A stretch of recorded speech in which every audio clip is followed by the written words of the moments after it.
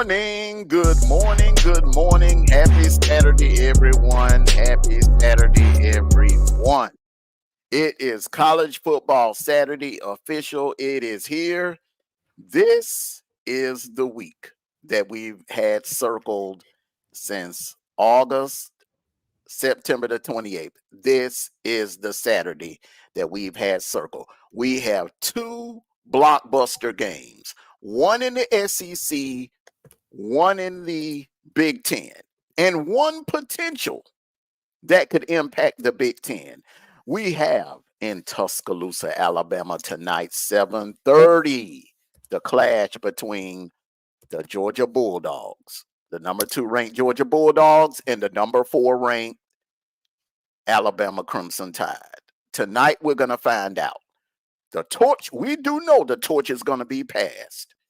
Game day is going to be there. Nick Saban is going to be there. The torch is going to be passed. But who's the torch going to be passed to? Is it going to be passed to Kirby Smart, 2-time national champion this decade? Or is it going to be passed to the runner-up of the national championship game, Kalen DeBoer, where the guy that beat him is no longer in college football? So some people are trying to crown him the new king of college football, but we're going to find out. Someone is going to get that torch passed to them tonight. Is it Kirby Smart or is it going to be Kalen DeBoer? All right. Let me salute the chat here real quick first before we go into our talking points. Here, salute 225 Bacardi Obama. You knew my Wolfpack sis. It's me 5. Coach Sterling, salute to you, brother. Salute. Got my co-host here, Sniper. You knew. Before we go into Tuscaloosa tonight, I just want to say something to all of my fellow Virginia Tech fans that are watching right now. And it just goes a little something like this. The late, great Biggie taking one of his lyrics. Player hater, lay on the ground. You've been robbed. And that's the way I feel about last night. Virginia Tech was robbed last night. Miami got exposed. 2 things happened last night, sir. Miami got exposed. They are not who we thought they were. And at all, Virginia Tech got robbed. Yep. They got robbed. Yes, they did. They got robbed like a Saturday night on Simpson Road. They got robbed, brother. No matter how you want to slice it or put lipstick on the pig or whatever. And I know that's what you're getting ready to do. Virginia Tech got robbed in the worst way. There was no definitive evidence showing that kid did not catch the ball. The only thing I saw was his hands was on the ball when he came down. When they hit the ground, unfortunately, it was like the sea of hands 2.0. Nobody could see anything. Everybody's hands, you had a whole bunch of gloves, black gloves, white gloves, and you couldn't see the ball. So there was no way that that official and the people back in Charlotte should have overturned that call. I think that was the ACC making sure what happened last year to Florida State doesn't happen to anyone. They want to they want to try to ease 2 teams into the playoffs, and it's not going to happen. It's not going to happen. Miami was exposed, and look at what they have come ahead. Georgia Tech, and I think they do have Louisville. I don't think they'll get past those 2 teams. They have some issues in that secondary. They have some issues on that D line. They were exposed. Like I kind of figured they were exposed. The story of a crystal ball team. I'll let you have the floor. Well, before we start getting into each other's thought process and the way we think, I just want to say good morning, because usually you let us say good morning to everybody, but no, you woke up in the morning. Wait a minute, that's the first thing. Soon as the music, y'all need to go back and watch it, but soon as the music hadn't even stopped, and the first thing I yelled out loud, Good morning, everyone. It's College Football Saturday. Everyone, let me explain to you what everyone means. But listen, Everyone means the people in the chat. Everyone means you. no, sir. Everyone means you, no, sir. No. We didn't get to say hi. Everyone We didn't tell them means hi. everyone. Hey, listen. Everyone means everyone. No. Hey, We're good. big We're bruh, good. You big did bruh, greet us. big bruh. Wait a minute. You did Wait, greet big us. bruh. You did greet us. Hold on. Wait 1 second. I got this. I was in the middle of You talking. did greet us. You did greet us, but you didn't let us greet them. That's what we're talking about. Hey, No. 225 girl, what's up? Hey, Bacardi, what's up? It's me, my girl. What's up? How's it going? How is it going? Who else is in here? Hey, coach, what's up? What's up? There you go. Get it on out, Beyonce. You got to have the spotlight. So, as I was saying, I didn't get a chance to say good morning to you, sir, and the good morning to you, ma'am, and good morning to the beautiful people in the chat, because we let you every morning. If you go back and watch every morning, you get your spiel out. You set the tone, okay? You set the tone, and then you say, "What's going on, Sniper? What's going on, you knew? What's going on, D Troop?" And then we're able to say good morning back to you. We get amped up. I mean, coach, you got to let us get, we got to get our oorahs in before you hit the stage. But no, you just want to talk about this Virginia Tech Miami game. And what I'm going to say is going to surprise you. Yes, that D-line of Miami got exposed. But they did what they had to do towards the end. Now, at the end of that game, very controversial. What all the paid, and I'm talking about the commentators who get paid a couple thousand to $1 million a year to say this. What it was say, he did not survive the ground. He didn't. The ball was being punched out, like you said. All those hands and everything, ball was punched out. And if you watch the replay, you'll see the ball come. He did not survive the ground. That's why they call it an incomplete pass. And if a player is fighting for the ball and is out of bounds, it's an incomplete pass. That brother did not come down with the ball. Bless his heart. That was a phenomenal play. Yes. And yes, okay. and like I said, I agree with you. Miami did get exposed. But Mr. Ward stayed posed the whole game, and he literally brought his team back. He carried them on their shoulders. Now, do they have some issues on defensive line? Yes, sir. Do they got do they have to beef up that those DBs? Yes, sir. They do. But the offense did exactly what they're supposed to do, even though he got sacked 4 times yesterday, which is unheard of. That boy stayed posed. He drove down. Now, what did Virginia Tech do to screw up their winning their win last night? It didn't come at the last play of the game. We gonna say it comes to that fake field goal that would have put them up 13 points in the middle of the third quarter. It would have put a lot of pressure on Miami then, and then we would have seen what the Miami would have done. But no, you want to run a fake field goal on the damn 35-yard line. Your boy just kicked a 54-yard field goal. Let him do his job. So yes, I agree with you. Miami got exposed, but I do not agree with you. And this is going to be 100%. I do not agree with you that Clemson is still the best team at SEC. It is 1-2, real close 1-2, and I think Miami's still on top. You can hold on to that if that make you feel better. Salute to you, Common Sense. Salute to you, Ren Rock. Hey, Ren Rock. Hey, Common Sense. In case you didn't hear me. That's your. You want to hold on to it because you don't want to admit you were wrong. But time is gonna hold on. Time is gonna show that you are dead wrong about Miami. What now? Like I said, it's not how you lose. It's not okay. It's not about how much you lose by or how much you win by. It's how you win and how you lose. That's the two most important things. How they won. Now, had they won that game the way Georgia won against Lexington, I would agree with you. It probably was just a bad night. Okay. But to give up all of those yardage in a game and to give up all of those points, brother, they got some issues. Had we beaten Kentucky like that, everybody that's picking Bama would be validated.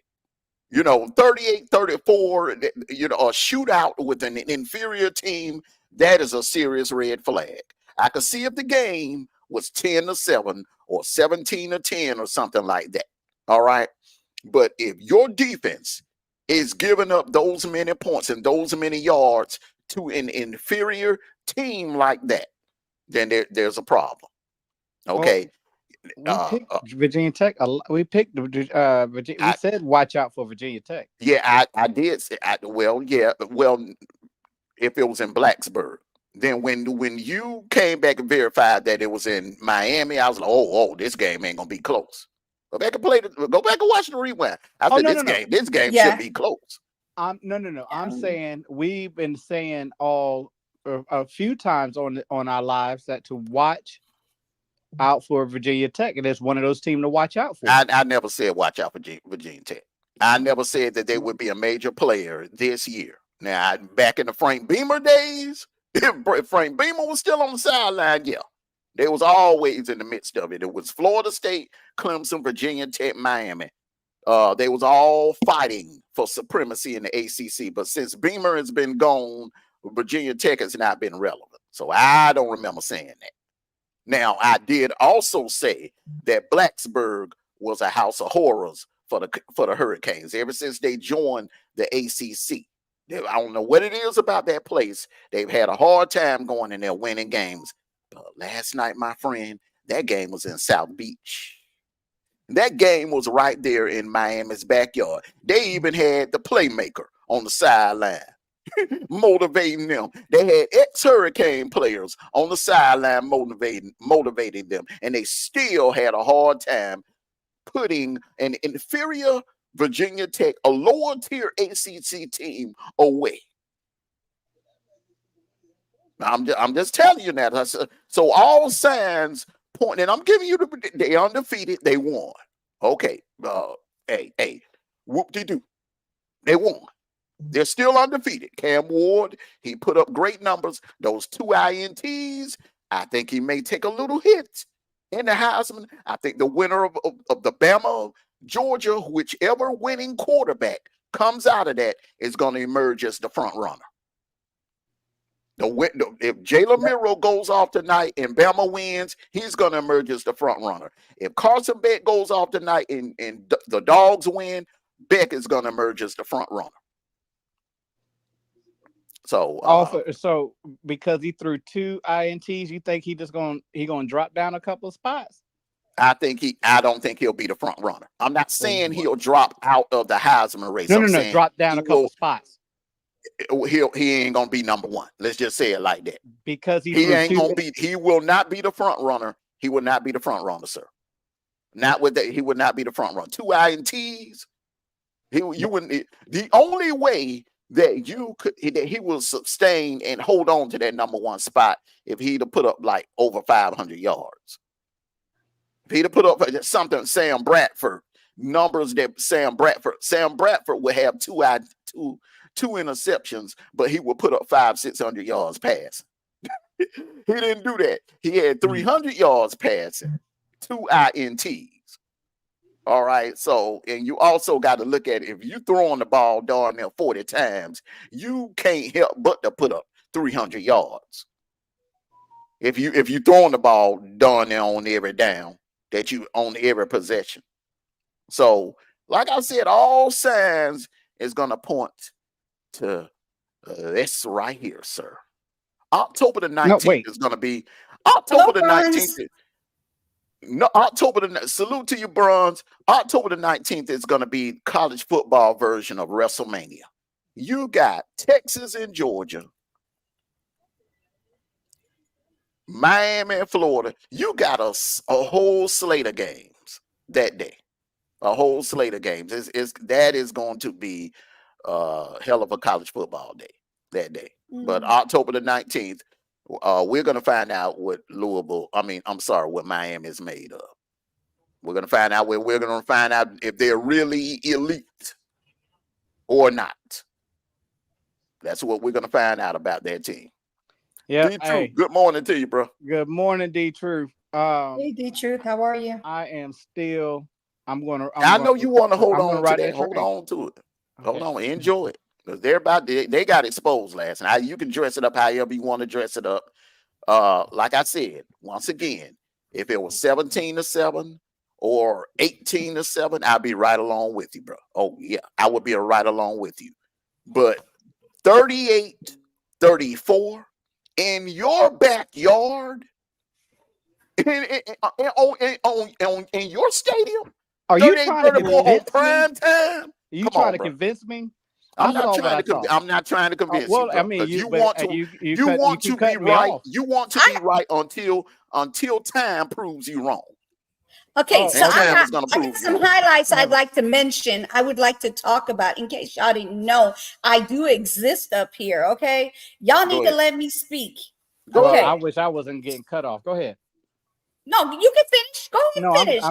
Don't get your feelings hurt. Don't get your feelings hurt. Trust me, my feelings ain't hurt. I know, I know what I saw.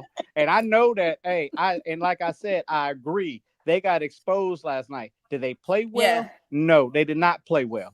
But I'm just not going to write the team off because I'm not writing them off. I'm not writing them off. They are not the best team in the ACC. No one up here and no one in the chat, no one can freaking convince me that Virginia Tech would have went into Death Valley in the Clemson's backyard and did that.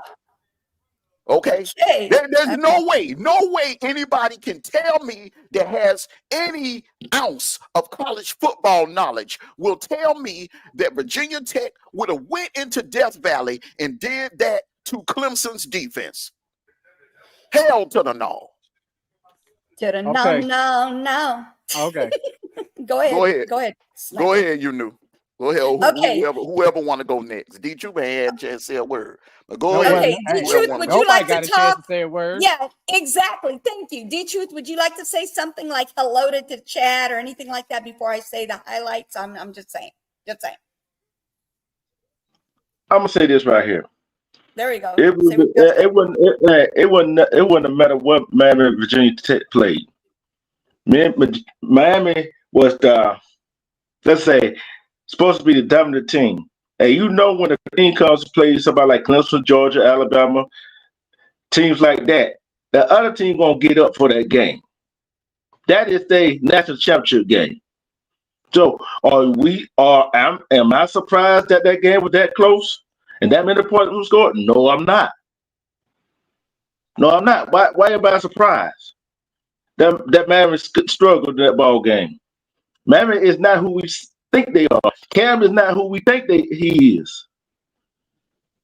When are y'all gonna realize that? So it's really not gonna matter how that game turned out. Yes, he took a hit in the half, but guess what? Carson Beck, Jalen Monroe, they play each other today. Oh, what is the percentage of them two not playing well today against each other? Y'all forgot about that little element. So guess what? I don't think Cam, Carson, or Jalen Monroe is the top Heisman candidate right now. Let's see where they at the 5th, 6th, 7th game of the season. So I'm gonna move the goalpost back to where it belongs when we talk about what we was just talking about. Bruh, you're not going to convince you. We don't have to convince you that if Miami can beat Clemson. We don't know yet because it's not the end of the season. Just off their play last night doesn't say anything. One thing D-Truth said, everybody, the top dog in everybody's league, they're gonna play that top dog hard. At the end of the day, that's what they do. But to say that I might agree with you that if two players, if Mero and Beck, or the Beck plays well and whoever wins that game, they might move over him. But that man did his job. That man did his job. 2 interceptions not going. It's a blemish on his record, but it's not going to. It's misdemeanors. It's not felonies. You do. So the highlight is number 26. Okay, Aiden Green, amazing catch, y'all. Amazing catch. Y'all cannot tell me that he did not do amazing. Okay, we're talking Virginia Tech. Okay, I'm just going to tell you that right now. The second highlight for me, okay, the second highlight is Xavier falling on his back and still catching the ball. That was number 7. Number 26 was Aiden. Sorry about that, y'all. All right, and then the other one was 88, Riley.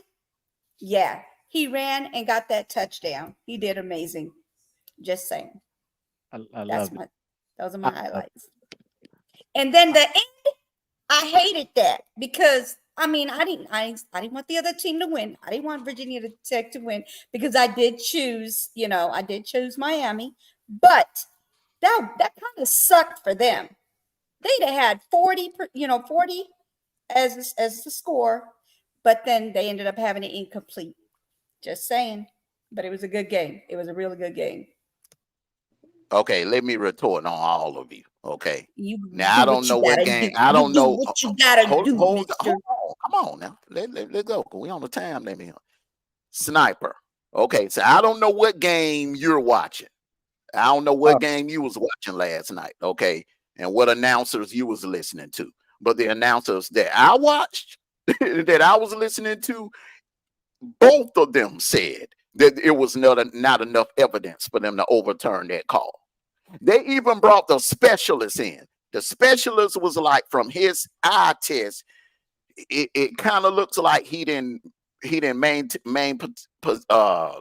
control to the ground. He never hit the ground. He landed on top of a leg of a Virginia Tech player, and he landed on a part of the body part of a Miami player. His foot, if you look at the bottom, his foot was on the ground. His foot was on the ground. When he came down, he had possession of that ball. His toe touched the ground. So that right there, and that is why both of them gentlemen were saying that it's not enough.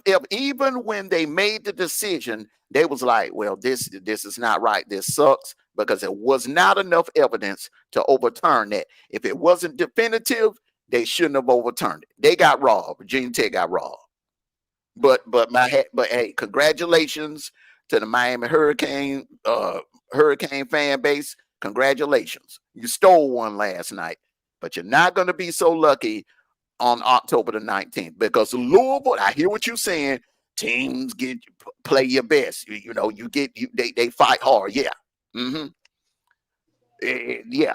That sounds good. But in real life, Louisville is a hell of a better team and on a whole nother level than Virginia Tech. So whatever deficiencies they had last night on that defense, brother, they got a couple of weeks to straighten those problems out, because that Louisville team is coming. Hey, Taryn.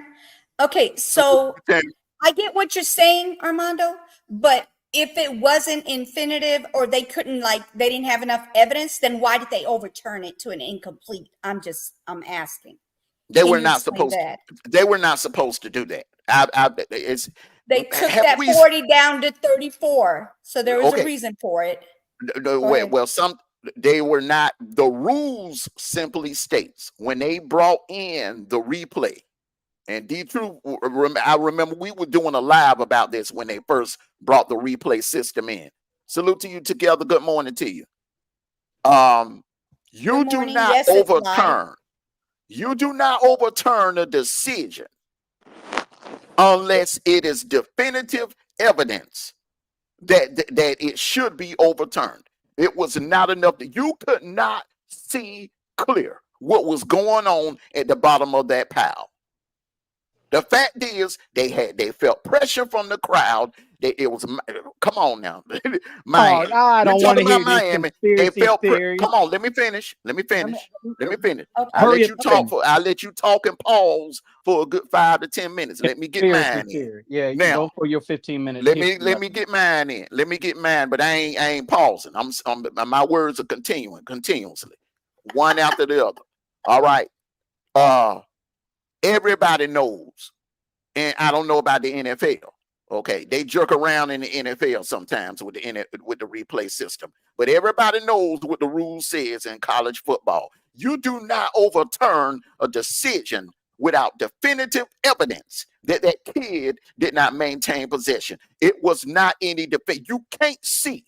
You can say, you can assume what happened at the bottom of that pile, but no one could see. No one could clearly see what happened at the bottom of that pile. If you can't clearly see it, then you do not overturn the decision. That's what the rule states. Okay, then why didn't they do the play over? Why didn't they give them that time and do another play? Because it's a game, but here's my question. They don't do that in football. Ain't no running it back in football. Okay, so if it's the reason why I'm saying that is because I'm asking, they could have actually, if they really wanted to, they should have did that play over or gave them some time to do another, they only do the play over if there's offsetting penalties. Then they will run the play back. There was no penalty on the play, so therefore they had to make a decision. Either the play stands as called on the field, right, or reverse the decision. They only had one or two decisions they had to make, and that right there last night. The decision, and I'm not saying the referees. That decision came from the ACC. They showed them. They were in the control towers back in Charlotte, North Carolina. That's where that decision came from. That was an ACC decision there. Okay, we need a top dog. We need a top dog in the game. Miami is our top dog right now. We can't let them take no L, because that will set our conference back. That will push our conference back to the back of the bus. Go ahead. Let me go say this right here. I seen the replay. The ball never did hit the ground. And if the receiver and the defender both got the ball, it goes to the receiver. So the referees, the replay official, they all messed up in that ball game. They messed up in that ball game. I just saw the replay. I even slowed it down. Only thing I can think about is nobody didn't give it to Virginia Tech that one of the players was out of bounds. That's the only way I see they overturn that call. That's the only way I see it. So why was it such a damn delay for them to call the touchdown? Why was it such a delay? Is it for them to call? The dude was on the other side of the field and called a touchdown. The one on the other side of the field had a better view than the one that was on the back side of it. How did he have a better view when there was all those players around? He had a better view. Okay. I'm looking at the play. I'm looking at the play right now. The one that's behind it don't have the view of who has the ball.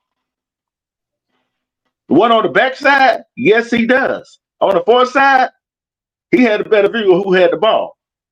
Okay. If you have a seat, Sniper, and your seat is on that end of the stadium, which is usually around by the student section, okay, and some action happened on that end of the end zone, you have a clear view.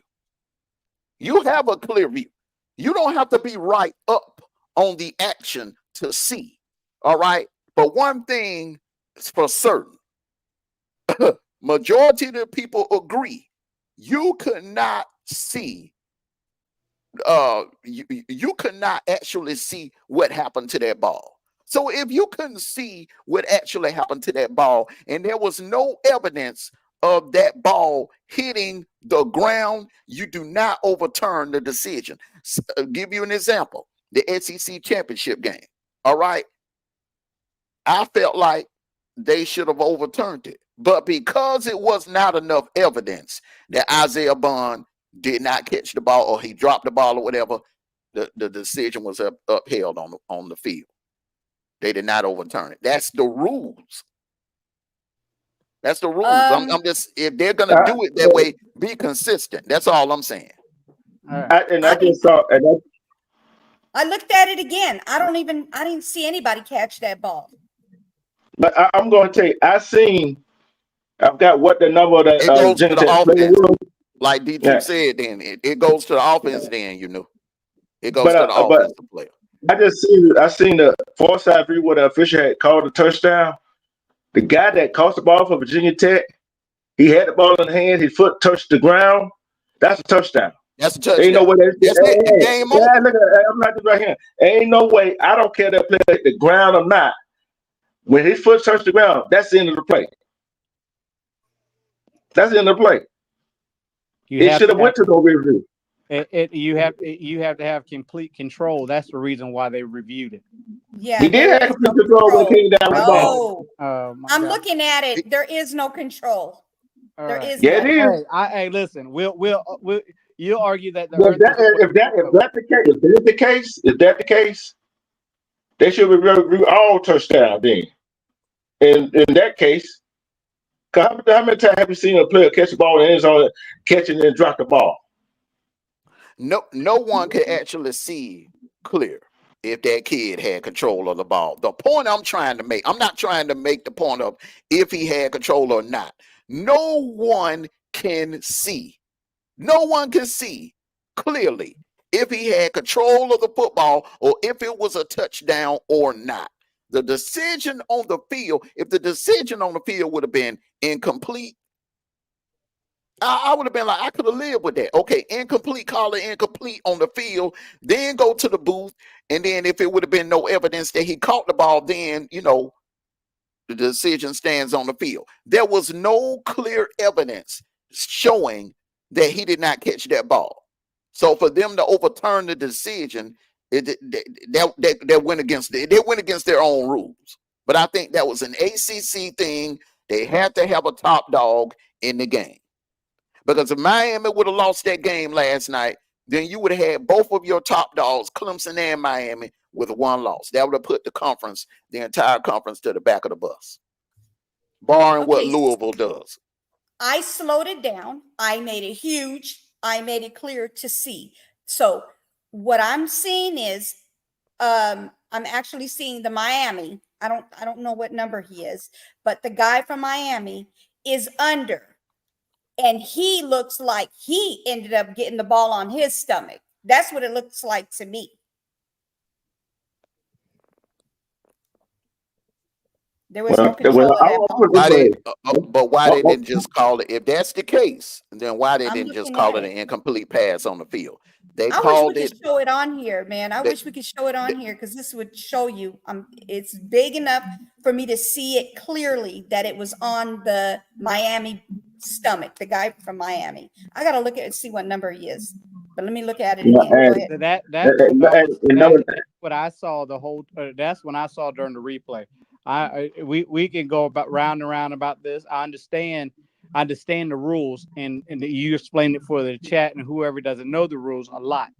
My only argument is, if it wasn't a touchdown, then why, or if it how with all those hands and all those bodies around that ball, that dude from the far left decided to call it he runs up and it's like a delay. Oh, it's a touchdown because the dude already ran all the way down the field with the ball. The defender ran all the way down the field. They're celebrating, and out of nowhere, he calls a touchdown.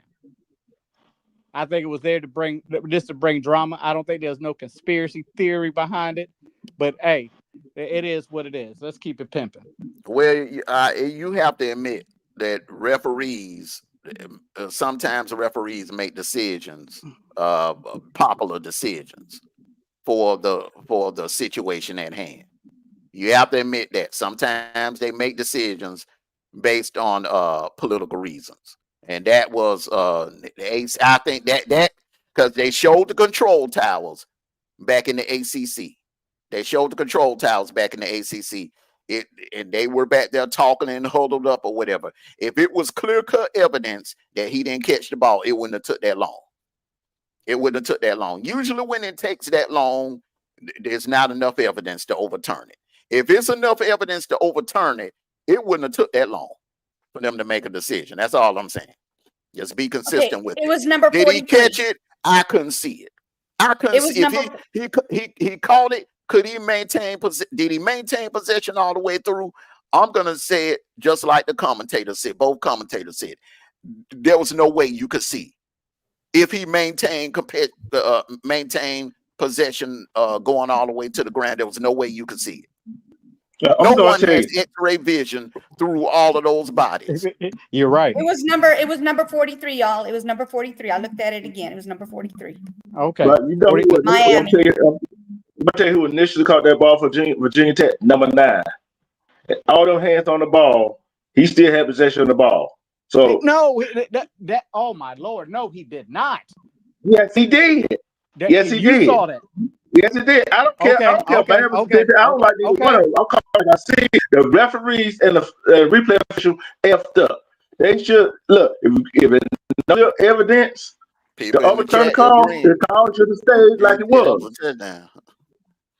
It's just like if they would have called it complete and the review goes up there to challenge to see was a touchdown, there wasn't no evidence to say it wasn't incomplete. So the ball was on Miami's belly, and the dude was out of bounds when it hit his belly. The Miami dude was out of bounds. Exactly. The ball, if a player is touching the ball out of bounds, it is an incomplete pass. The Miami dude, his bottom was out of bounds, so he is out of bounds. He didn't count in the play. It was almost like he didn't exist in the play. Number 9 had his hand on the ball when he came down 1 feet. Remember, 1 feet got to be in bounds. When he came down with the ball in the hand with everybody else hand on the ball. And when he hit the ground, his buttocks hit the ground. So he was down. He was down. Plays over. That's what Agent Smith just said. And everybody everybody hands out there fighting. All right. Agent Smith just said he had control on his ASS after the play. The Miami ball. So Miami player. Hold up, slow down. The Miami player. So the official should never overturn the call, just like if they called it incomplete.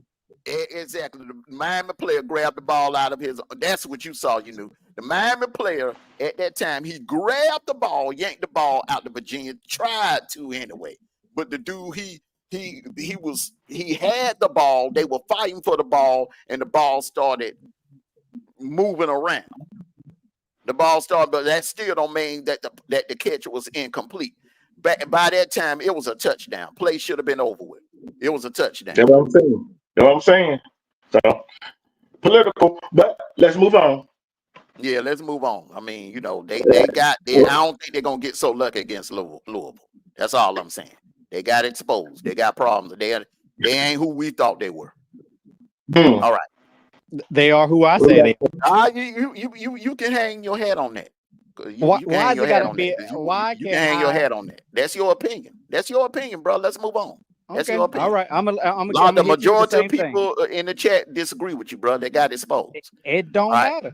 I said they got exposed. All right then. So I don't know what you still trying to crown them an elite team for. You see, on one hand, you're saying they got exposed. They got exposed. They're still elite. They're still fine. the greatest team in the ACC. So I can. It doesn't make sense. They are. Bro. They still the better team in the SEC. Just because they got exposed, they man. can still be better. They can still be the best team. Okay, so Virginia Tech would have went into Death Valley in the Clemson, South Carolina, and put up over 500 yards of offense on that Clemson defense. That same Clemson defense that held the Dawgs, the number 1 ranked team, in check for an entire half. Are you kidding me? Come on, bro. Okay, fine. Clemson is the better team, everybody, because Armando wants me to say it. All right. Man, like I said, bro, that's your opinion. That's your opinion, and you hold that's on your to it. opinion. We'll find out October the 19th. We if shall they are find the greatest out. team since sliced bread in the ACC. We'll find there. out. All right. Be there. Time will prove you wrong. Ain't no doubt in my mind. From what I saw last night. First question. Keys to victory for Georgia today. Armando. Blitz on defense. The key is you put pressure. They got to do the opposite of what they did in Atlanta in the SEC championship game. That rushing three men. If they come out there rushing 3 men, they're gonna have a long night because it's a no-win situation when you do that. Trying to play zone on this kid, you got to put pressure on him. The 2 games that he's lost in his college football career, what did the defense do?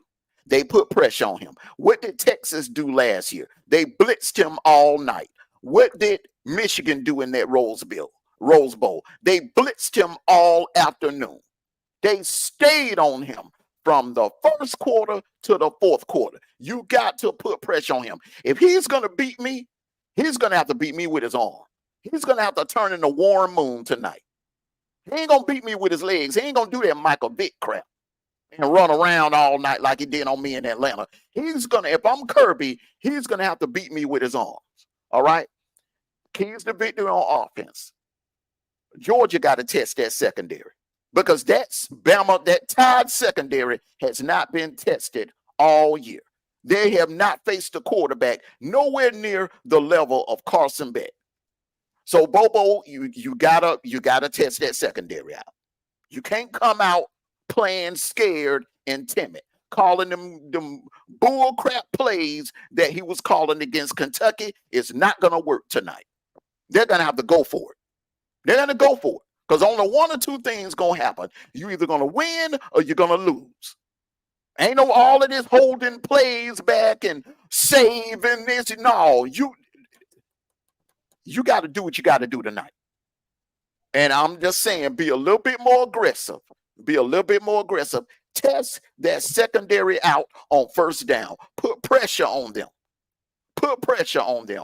And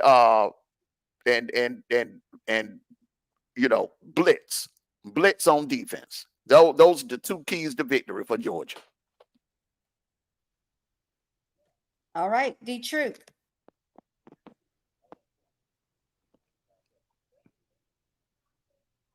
I'm just looking at Alabama. I'm like this right here. To give Carson back some time, you got the ball. Give Carson back got to run the ball. Because if you don't run the ball, at least use your backs in the passing game and the run game. Give Alabama something to think about. And the defense, hey, blitz him, but yet keep him contained and keep him spot on. I'm talking about Jalen Monroe, keep him spot on. It's going to be Georgia key to the ball game. You're going to blitz, so defense backs going to have to play their ball. They're going to have to play their ball game and play one-on-one. Get the ball out of his hands. That's on defense. Like I said, offense got to run the ball, keep the running backs involved in the ball game. That's my thought on Georgia key to win it, beat down. All right, Sniper. D-Truth, I wish you just say run the damn ball. Because that's your thing. Hey, listen, take away that number 1 receiver. Make Mero a one-dimensional player. And preferably, like Armando said, make him a passer, and make him a struggling passer, make him a indecisive passer. Have your containments. Keep your containments, I should say. Keep your containments. Do not let that young stud get out in the open. Every game that we played Alabama, there's always been an explosive play where they have somebody wide open in the open, and he breaks off a 60, 70-yard touchdown. We got to keep our containment, keep them in front of us. Let them dink and dunk all day long. That third down, and make third down so hard. And that's for the defense. Offense. Use your key playmakers. We know we don't have Humphreys due to mono, but we got 5 other receivers out there. Use them. Use them. Offensive line, y'all got to stand tall. And I pray what Armando was saying for a while back about Mr. Green on the left tackle. Hey, you got to play your game. You've got to play your game. We keep Beck clean, it's going to be a long night. And Mr. Common Sense, I'm going to tell you right now, boy, you're going to bite your words. Let's get going.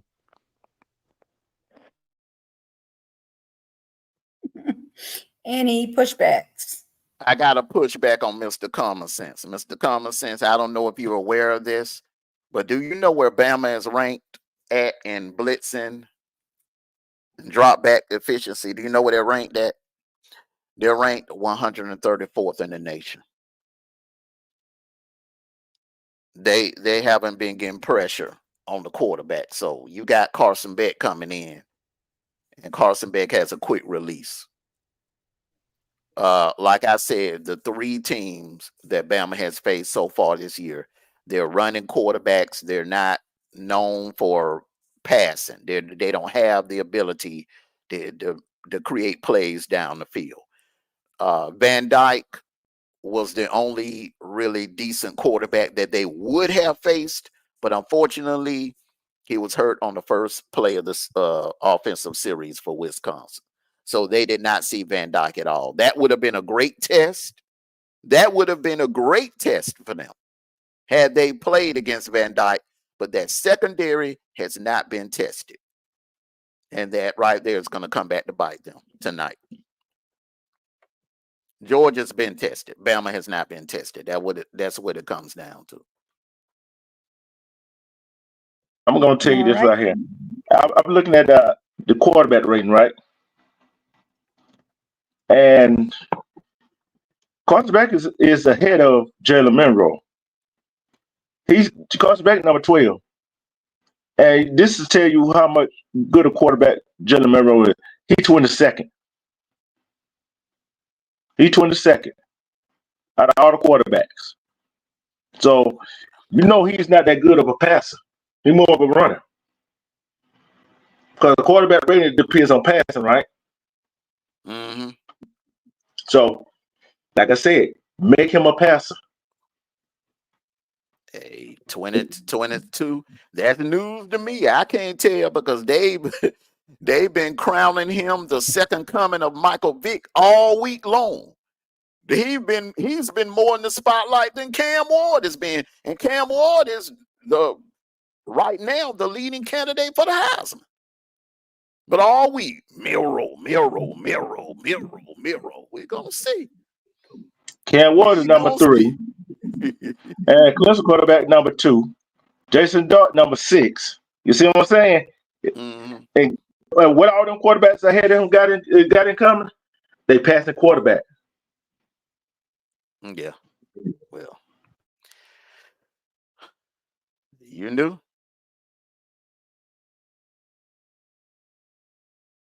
All right. Keys to victory for Alabama today. Dietrich. I want to say this right here. They got to get Jalen Monroe outside the pocket. Give him some running plays and give him some easy throws to loosen up that Georgia defense. And plus, they got to run the ball. One, defense, Alabama got to put pressure on Carson Beck and stop Georgia's running game. Because if you don't start Georgia running game, Carson Beck gonna have a field day passing the ball. That's just it.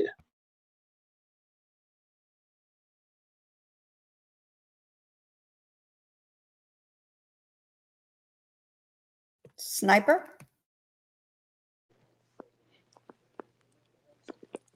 This is the toughest question for me ever because I don't want a victory for Alabama. Whoever put this on here needs to get beaten with a fly swatter. For Alabama, the key to victory is going to be placed on the defensive backs. They have a 5-headed monster that they have to control. And they got to pick their poison, and I hope they pick their poison correctly when it comes to either you're going to defend the pass or you're going to defend the run. You can't do both. And Alabama, as of this year, is known they can't do both. They have to do one or the other. On the offensive side, hey, listen, run the ball. And Mero, he has to play damn near a perfect game. He can't get back there and be indecisive. That's all I'm gonna say about that.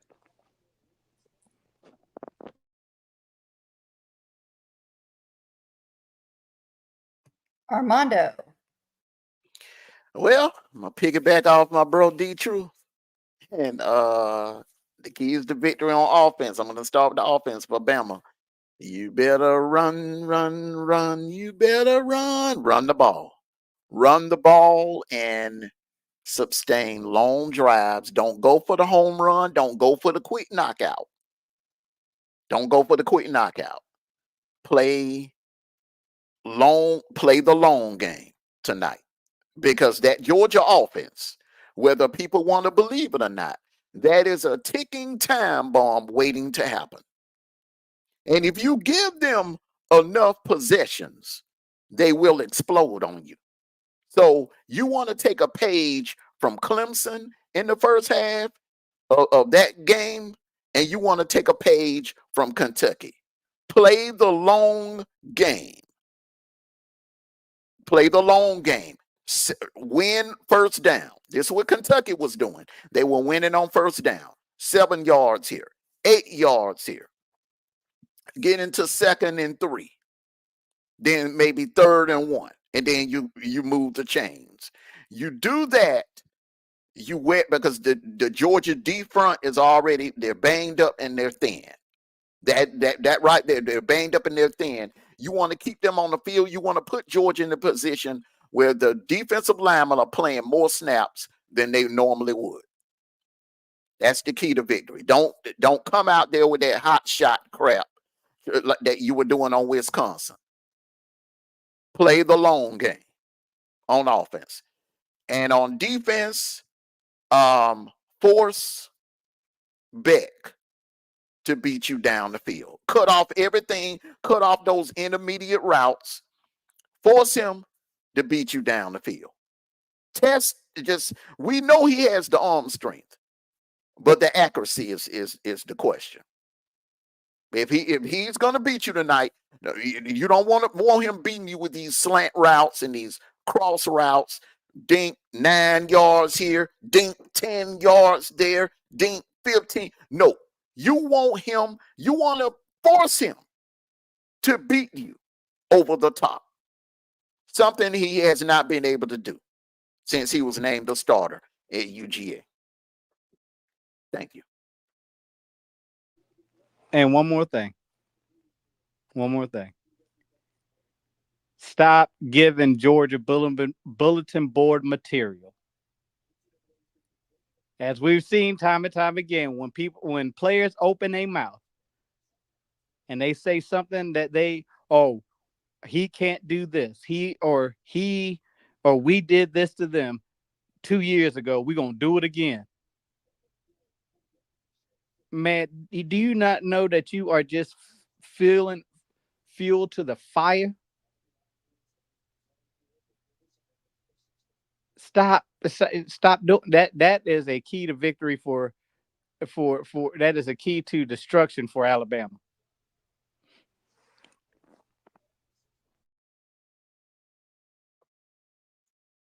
Mm. 1,000% facts on that. It was dumb. And I just want to say this to the Dawgs, to Kirby.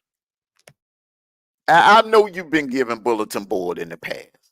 Okay, but it's been like maybe enough material that could cover maybe like 1/4 of the bulletin board.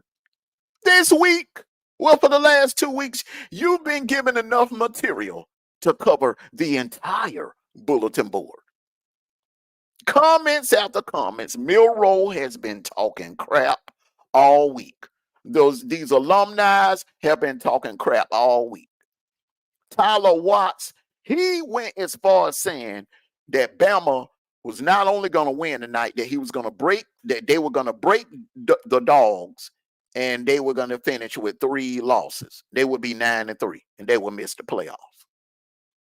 So I don't know what else. And then you add in what happened in Lexington 2 weeks ago. I don't know what other motivation that they would need than what they already have to come out with tonight. So hey man, it is what it is. Salute to everybody. Oppie, Time, salute to you.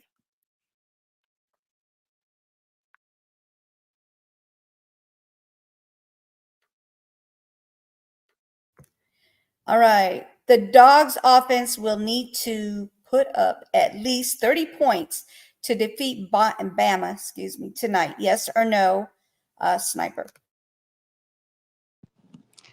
That would be a good, convincing win, in my opinion. But if they put up 21 points and beat Bama, I think, and keep their I forgot the word.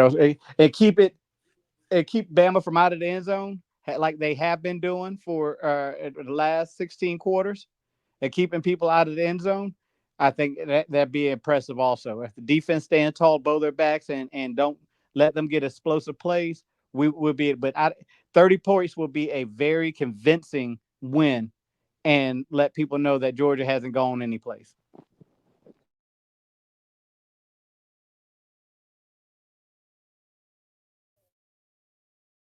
Okay. All right, Armando?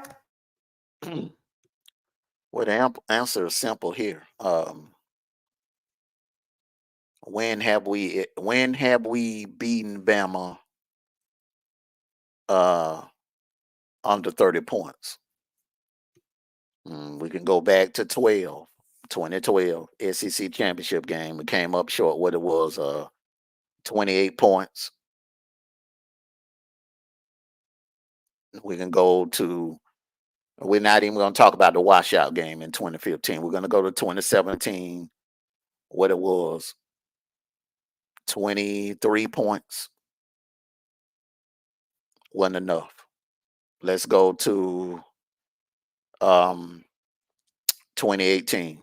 What it was, 28 points. The infamous 28 points wasn't enough. Wasn't enough. 2020, but we scored 24 points. We were leading at halftime. Wasn't enough. But the one time we did beat Bama on the big stage and took care of business, what did we do that night in Indy? We scored over 30 points. So the answer is simple.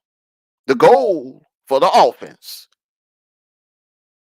you want to put up 30 points, because from what it looks like for the last 12 to 14 years, you need to put up over 30 points to beat this team. Let's look at the teams that have beaten Bama. Did they do it with under 30 points? No. Texas A&M had to put up 40. LSU had to put up 40. Clemson had to put up 30. They put up 40. They hung 40 on them one time, put 30 on them the other time with Deshaun Watson. So that 20-point crap, it may work against Kentucky. It may work against Tennessee and Florida. But this is Bama. This is a whole different animal. This is a whole different animal. That's why I said earlier, you got to unleash that playbook tonight on offense. Ain't no holding back. Your goal is to score every time you get your hands on the damn ball. You don't want to waste no possessions against this team because they're too explosive.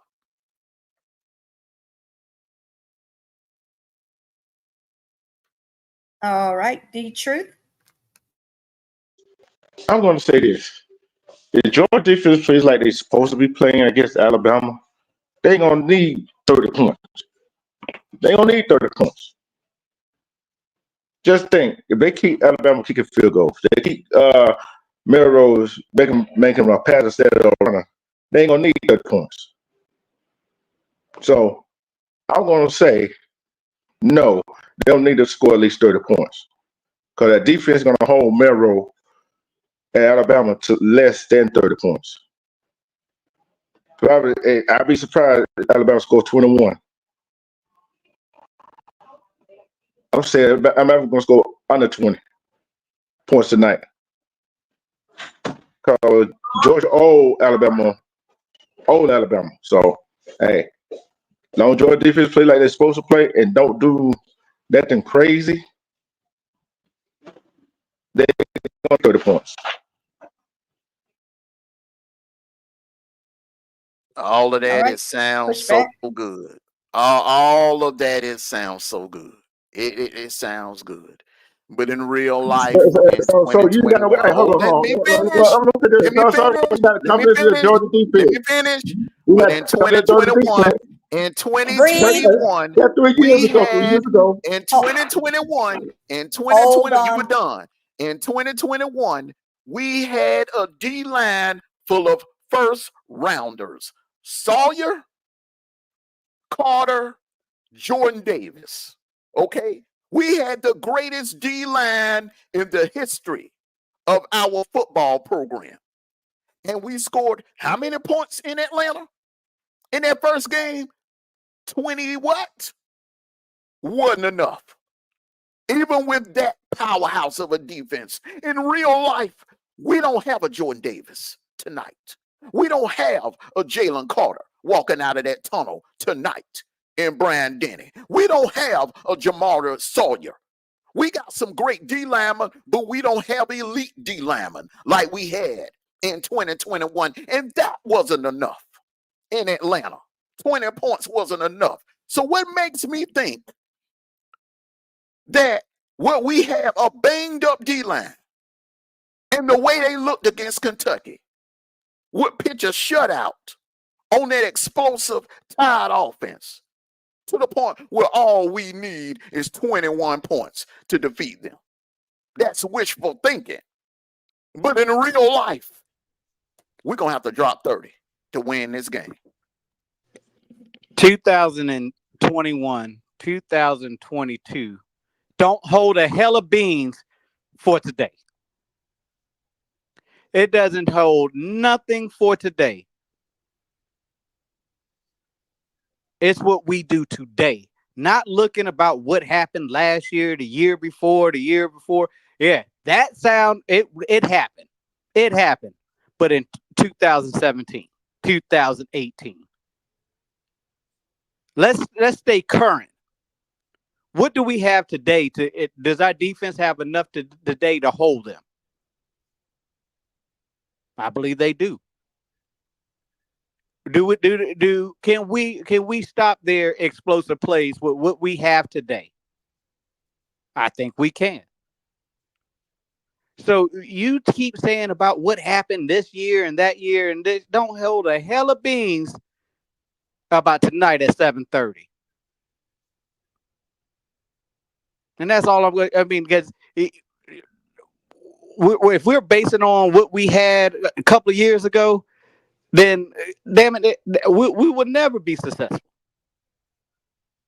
And now I'm just saying about that. So can it possibly that we can have a low scoring game because our defense is doing their job? Hell yeah. Okay, but basically what you need to say in my opinion, we got to play 4 quarters. We play 4 quarters, and defense and offense is staying on the field long enough that gives defense a break. Then we have the best possibility of winning this game. I don't want to hear about what happened in 2024 and 2017. I want to see what we doing today.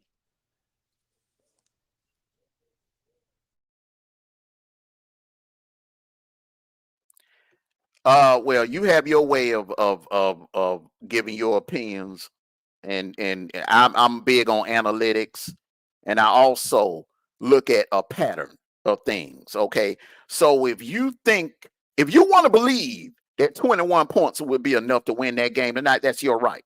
Okay, that's your opinion. God bless you. All right, but in reality and in real life, no one has beaten Bama and held them to 20 under 20, well, 20 in the 20s, but one team. It happened one time, once in the blue moon, and that was in Santa Clara. That's the only time it ever happened. Out of what, 17, 18 years? So, you want to hang your hat on that, you can hang your hat on that.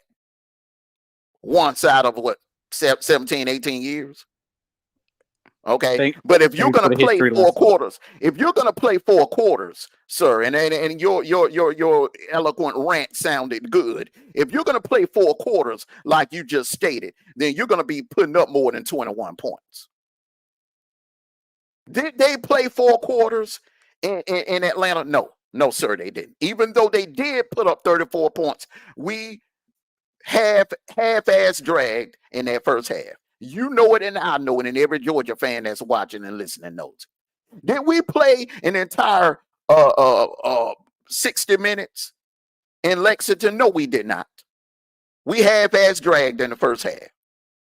So if the potential that this team and the talent level that this team has, if they play 4 quarters, my friend, they will have no problem putting up 30 or more points.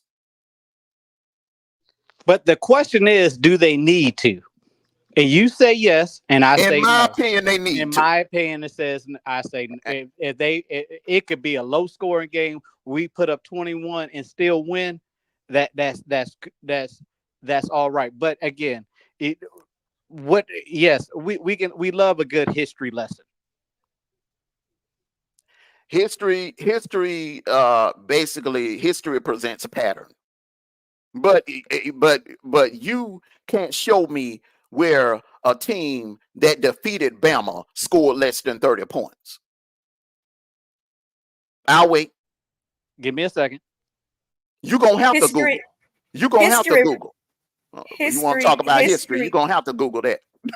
History is also known to repeat itself. So thank you. History, and it has repeated itself because I just went through the times when, and I feel like in 2012, we played 4 quarters. The problem was we didn't score enough points. We scored 28 points, but we took that Tide team to the limit in that 2012 SEC championship game for 4 quarters. It was a 15-round bout. But the problem was we didn't score enough points. 28 wasn't enough. It was not enough. Look at the teams that have beaten the Tide since they've been on a dynasty run. I'm not talking about the Shula days. You can go back to the Shula days if you want to. I'm not talking about the Shula days. I'm talking about under Nick Saban. Look at the teams that have beaten them. Is Nick Saban coaching tonight? Don't worry, I'll wait. No, Nick Saban is not coaching tonight. Nick Saban's not coaching tonight, but guess what though? 98% of the players that he developed and that are going to be on their field tonight, they were recruited by that man. So again, I ask, we're just going to end it like this. Okay. You might be one of the only few Georgia fans that feel comfortable with only dropping 21 points on Bama and confident that you can come out of there with a victory. You might be one of the few Georgia fans.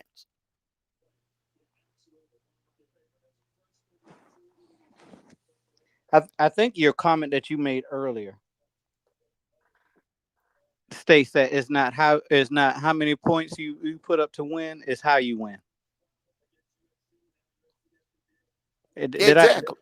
Okay. Exactly. So if they win convincingly by 21 points, or they beat them 21-3, 21-6, now that's a long shot because Alabama can score, but our defense hasn't allowed us a touchdown yet. So you don't know what this defense could do tonight. But if they win by 21 points in less than 30 points, you won't be upset? No, I'm not going to be upset. But what I'm saying is realistically, and I know what we're working with on defense. The defensive front is banged up. The linebackers is elite. They're healthy. They're healthy compared to last year. The linebackers in the secondary are not the issue. That D line, brother, is what I'm saying. I'm not comfortable with, depending on that D line to pitch a shutout tonight. So my goal if I'm the head coach, is I want to have my goal is to drop 30 points on offense. That should be and with the level of talent that we have on offense, if we're playing 4 quarters, I don't see a problem with why we shouldn't drop 30 points. Hell, in Indy, we were held to field goals, and the offense put up 26 points. We ain't even counting the third and Ringo. But the offense put up 26 points in Indy. And we were held to only field goals. We were held to only field goals against Clemson. And we dropped 34 on that great, in my opinion, that great Clemson defense.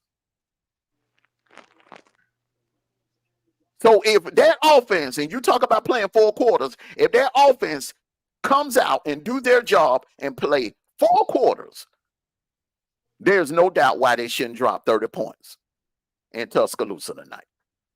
Because in my opinion, from my eye test, that Clemson defensive front is better than that Bama defensive front. That's the point I'm trying to make. All right. Next question.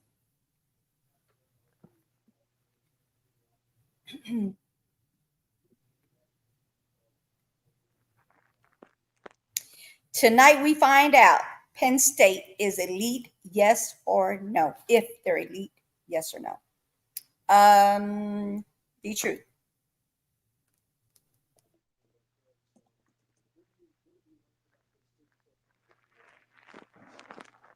I'm gonna say no, not yet. I don't think that. I don't think they're gonna be considered elite. Hold on, let me turn this back up. I said even if Penn State win tonight, I don't think they're gonna be still considered elite yet. So I'm gonna say no.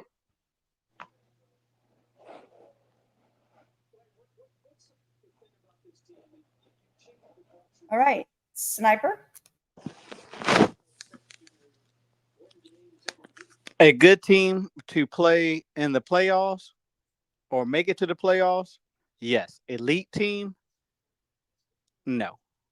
I think they still got some. They still got some building to do. I know they're 3-0, but they're also going against a good fighting the Illinois team. But I don't think it would show that they're elite. And in my opinion, it takes a little bit more than a couple of games to say that you're elite. But they have been playing hard, even though they do have a couple of cupcakes on their schedule at the beginning.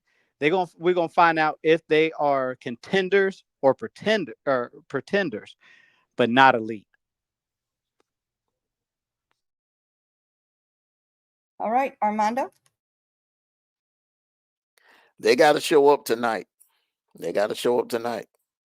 We're gonna find out. We're gonna find out if they're in the upper echelon of college football. If you're in the upper echelon of college football, then you would be considered elite, meaning the top 10.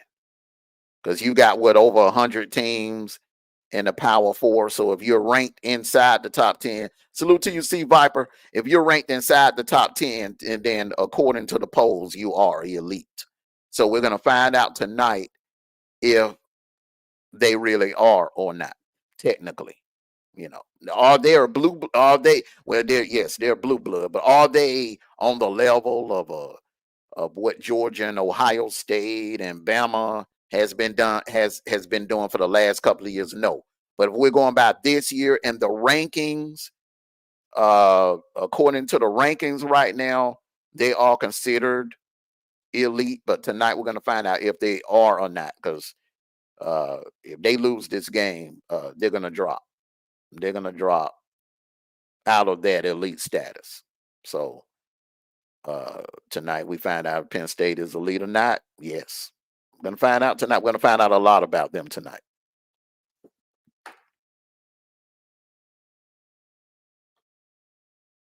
Any pushbacks? No? Next question.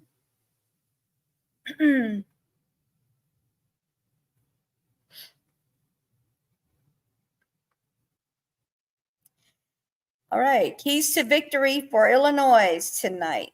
Armando. Dial up more safety blitzes. Force Penn State to beat you in the air. Don't let them get you on the ground. Take away their ground game. Put more bodies in the box and force them to beat you in the air.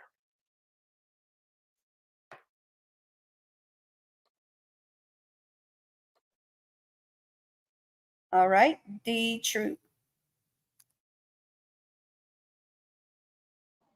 I'm going to know that and put more people in the box.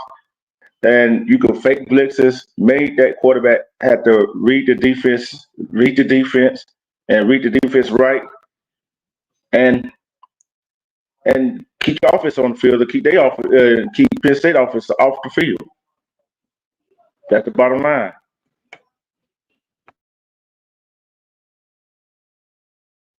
All right, Sniper. Illinois just have to play their game.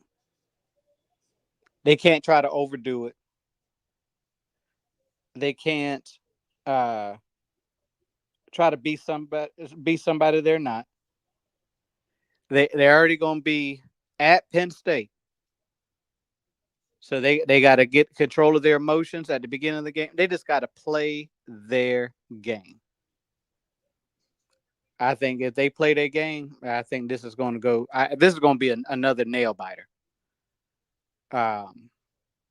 And as all y'all know, Happy Valley is another place that it is difficult to play in, but you just got to go in there, shut out the crowd, and play and play your game.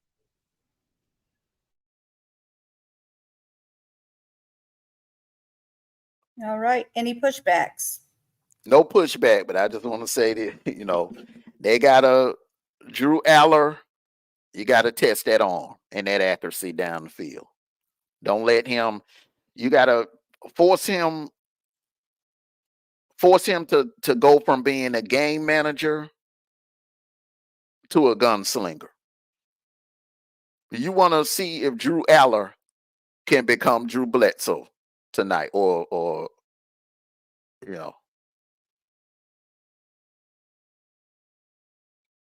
you got to test them down. You got to test that accuracy down the field.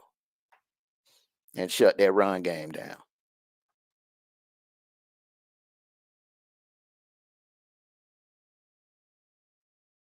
Okay. Any pushbacks?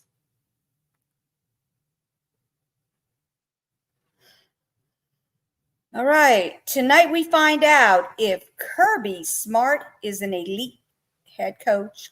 Yes or no? Sniper.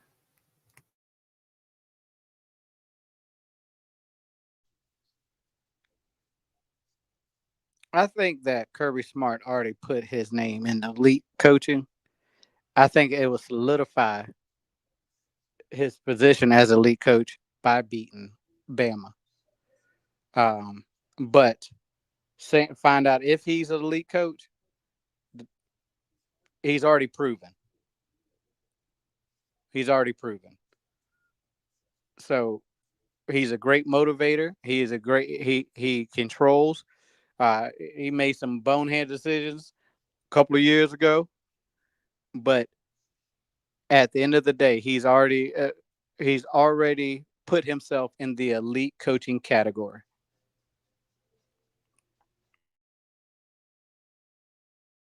All right, Armando. I want to hear what D Truth got to say first, and then I'm gonna go. All right, D Truth, what you got?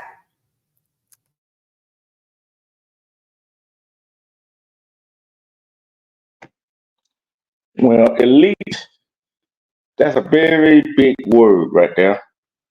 And I don't think win or lose this game, it ain't gonna matter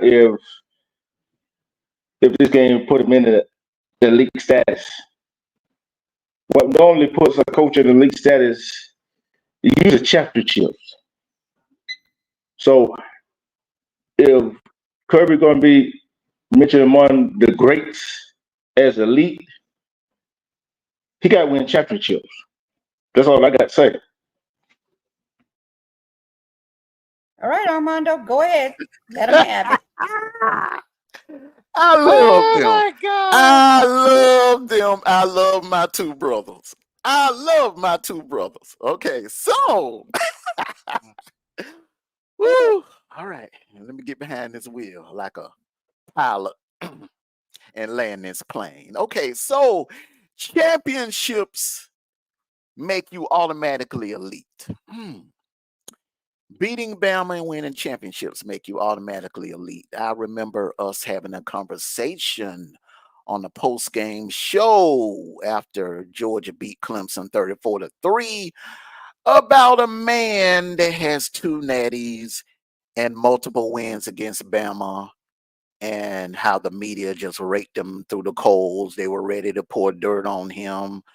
They weren't acknowledging him as being elite, and the man has 2 national titles and 2 victories. One very, very impressive, decisive victory over Nick Saban, the GOAT. Okay. But yet he still, for some reason, has not been crowned elite. I think he's, there based on the season that he had in 18, because he beat everybody that had to be beat. He ran through Ohio State. He ran through Notre Dame, and he steamrolled Bama in Santa Clara. He did something to Nick Saban that nobody else has ever done. So that makes him elite in my book. All right. Is Les Miles elite? Les Miles has a national title and a victory over the GOAT as well. Who's saying he's elite? Nobody. Jimbo has a national title and a victory over the great Nick Saban. Is anybody saying he's elite? No. All right. Now we want to talk about victories over the great Nick Saban. No one has more victories over the great Nick Saban more than your former coach, Gus. A man that came within seconds of winning the national title, may I add. But no one is crowning him as elite. Kirby is one notch away from becoming elite, because there's one blemish that I can't ignore. And if a Georgia fan is honest with themselves, they will be honest and admit That one blemish is that you're 1-5 against Bama. You shellacked everybody else. You sat down Lincoln Riley and you own the Big Ten. You're undefeated against the Big Ten. You own Notre Dame. You beat down Ohio State. Okay. You set the record for the largest margin of victory in a national championship game ever in the history of college football. But it's still one bit of unfinished business. One thing that you need to do. One more thing you need to do. You gotta take that torch. They don't want to give it to you. You got to snatch it tonight in Tuscaloosa. Game day. Nick Saban, everybody is good. You got to snatch it tonight. Ain't nobody gonna give it to you. Now you got some Georgia fans that want to hand it to you and hand you the elite. And when I mean elite, I mean the king of your era. The king of your era. Like Bear Bryant ran the 60s and the 70s. In the 80s, the Hurricanes, you would consider them elite. In the 90s, it was Spurrier and Bowden taking turns. They were elite. Tom Osborne, no doubt. You know how Tom Osborne did it? He took care of that one blemish on his record. He took down Miami. Tommy Frazier them went down to the Orange Bowl and took down Miami. He took that crown and became the king. And he became elite that night when they beat Miami, his nemesis. The team that has kept him from winning titles after titles after titles. So this ain't just another. See, some people want to just want to poo this game as just another game. Oh, this is just another game. Win or lose, yeah, it's just another game. No one can convince me that if Georgia loses this game, that the buzz within internally is not gonna be, dang, why Kirby can't beat Bama?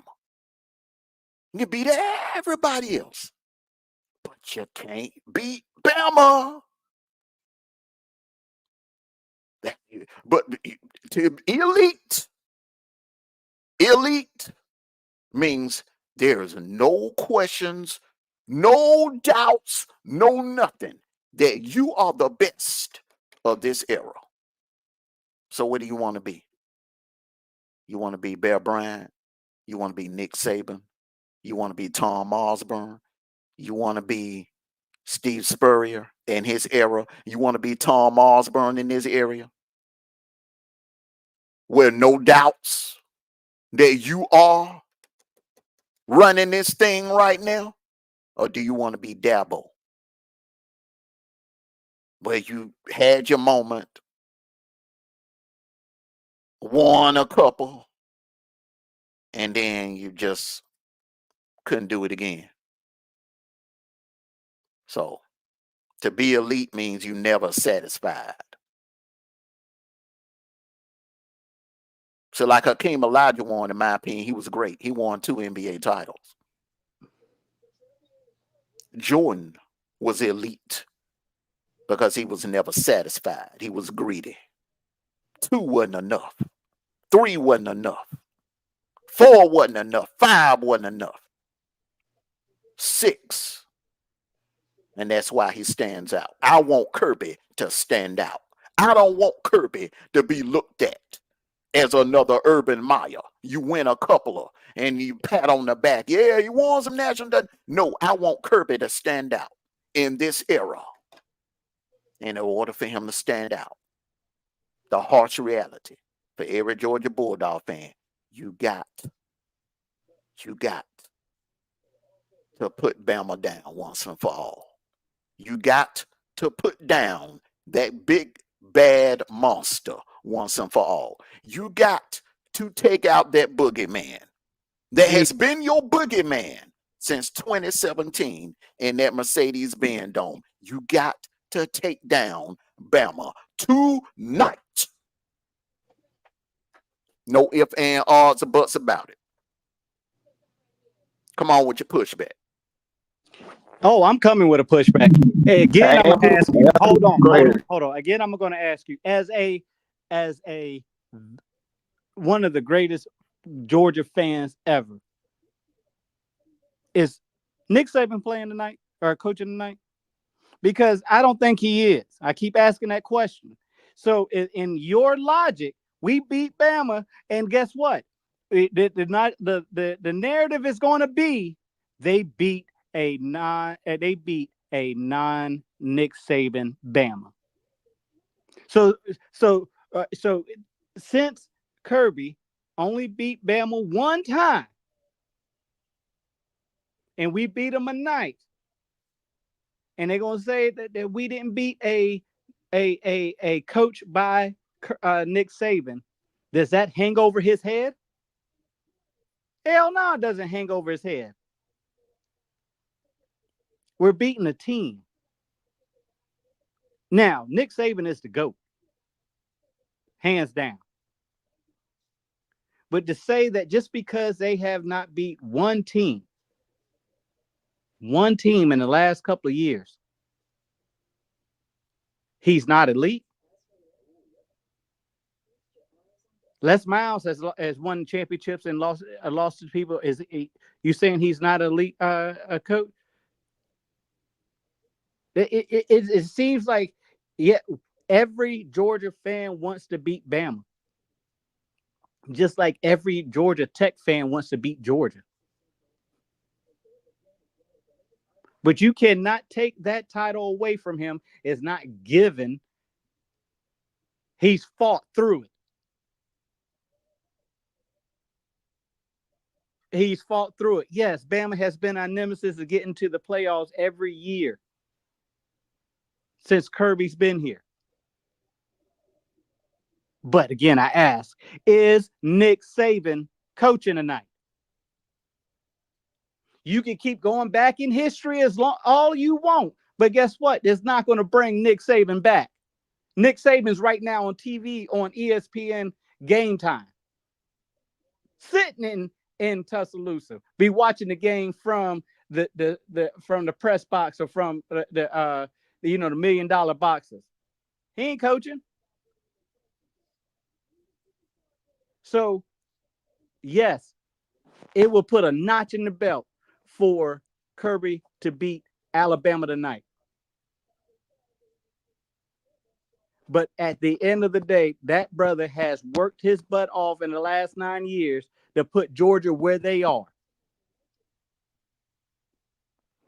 You can't convince me that Kirby is not elite just because he hasn't beaten one team. Because again, like I said, that narrative is still going to be there at the end of the year. If Kirby wins 5, 6, 7 national titles before he decides to retire, you're only 5-1 against Nick Saban. But you beat Bama all those other years, though, after Nick Saban left. Miss me with that.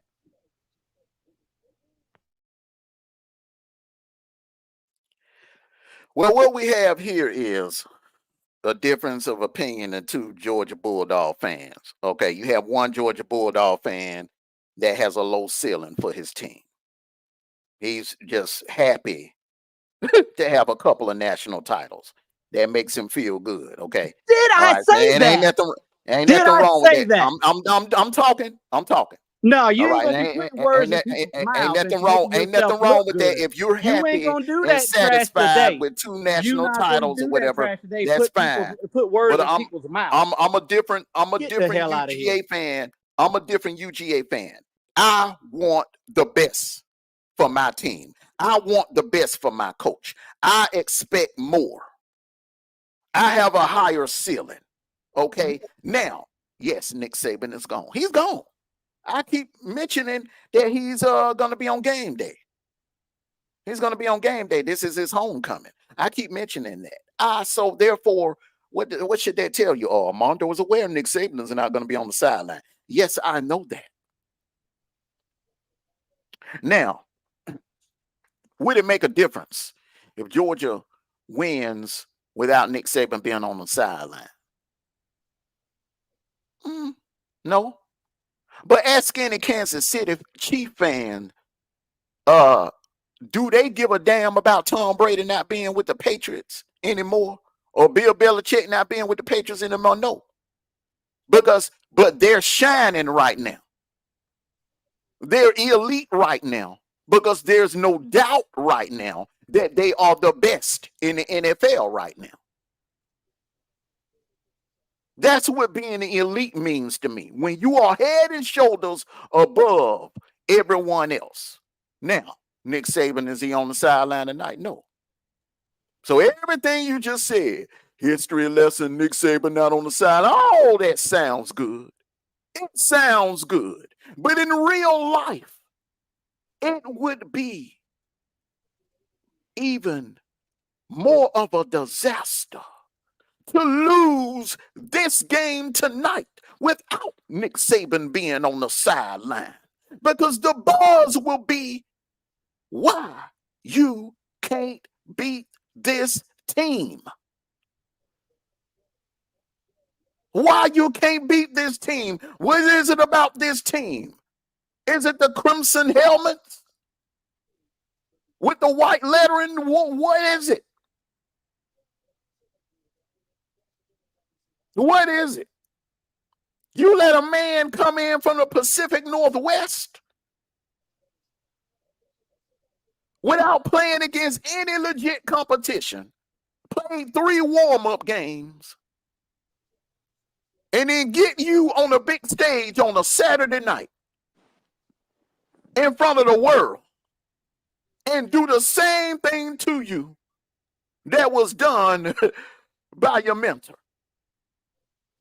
That's the point I'm talking about. My ceiling is you want to take down the team that has cost you, in my opinion, not 1, not 2, not 3, but 4 national titles in your coaching career. This man could easily have 6 titles right now. 6 instead of 2. I'm finna jump in here right now. Both of y'all right. I'm gonna tell you why. Yes, it's gonna be gonna be said. Oh, Kirby still lost to Alabama, even with Nick Saban not on the sideline. That gonna be the narrative if Georgia lose. But also the narrative gonna be if Kirby Smart beat Alabama tonight. Oh, you beat Alabama without Nick Saban on the sideline. You see what I'm saying? Both of them are right. Both of y'all are right about that scenario, about that both them 2 scenarios. But even if they beat Alabama tonight, can they win the national championship? Then they're never gonna be. They get to the playoff. They don't win the championship. Oh, they beat Bama, but they still didn't win the national championship. Then we're gonna be said, "Oh, try again next year." So it's just one game.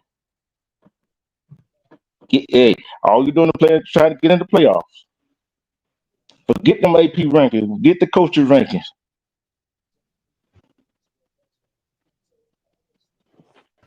Both teams got to go out there and play.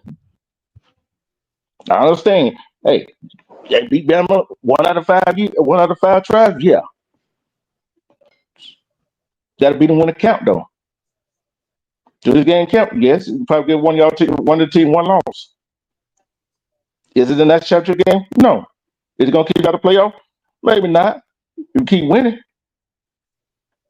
But like I said, They're going to be, Alabama beat Georgia without Nick Saban on the sideline. And if Georgia win, they beat Alabama without Nick Saban on the sideline. So them the two narratives going to be spent on this game. So it is what it is. One thing that I'm going to say, it's going to be the last time I say this. In my opinion, my opinion, nobody, I don't care who you are and what you are, nobody's going to tell me that I have a low ceiling for my team that I've been rooting for since I was born. And my mother put the doggone Georgia onesie on me.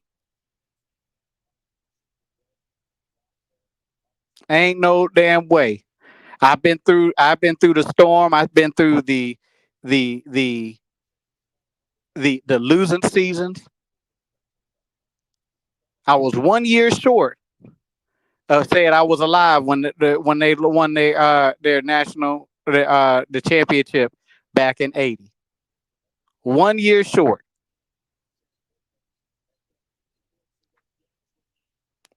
But we're not going to sit here and say, "Oh, we got two different." No, we have two different opinions. But to go back to the question, who has the best football record right now in college football? That just because he lost to one team twice, it doesn't make him elite. Come on, bro. Yeah, we want to think big. We want our team to win every game until they decide to make college football computerized. Kirby Smart is 97-16. If y'all are watching, I didn't know there was that record. 97-16 in the 9 years of coaching.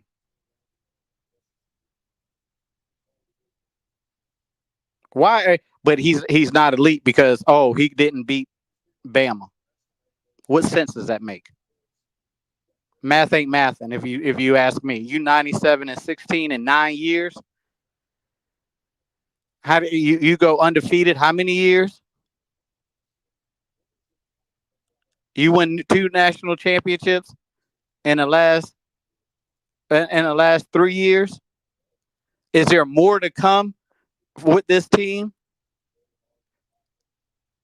Yes, it is.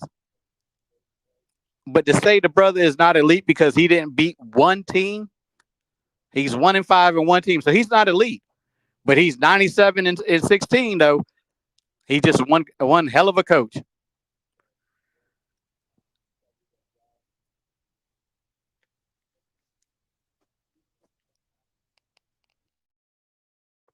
Any pushback? My definition of elite is when your head and shoulders are above everyone else in your era. Okay, so Magic was great when he stepped in for Kareem and won the NBA title in 1980. Magic was great in 82 when they won the title again in 82, but he didn't become elite until he took down the boogeyman, which was the Celtics. That's when Magic became elite. All right. Jordan was great when he won the slam dunk competition against Dominique, and he was winning awards and scoring champion awards in the NBA. He was great.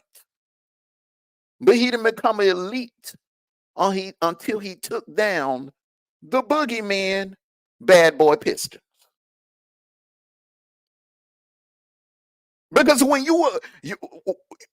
you have that one blemish, that one team that's in your way and you can't get over that hump,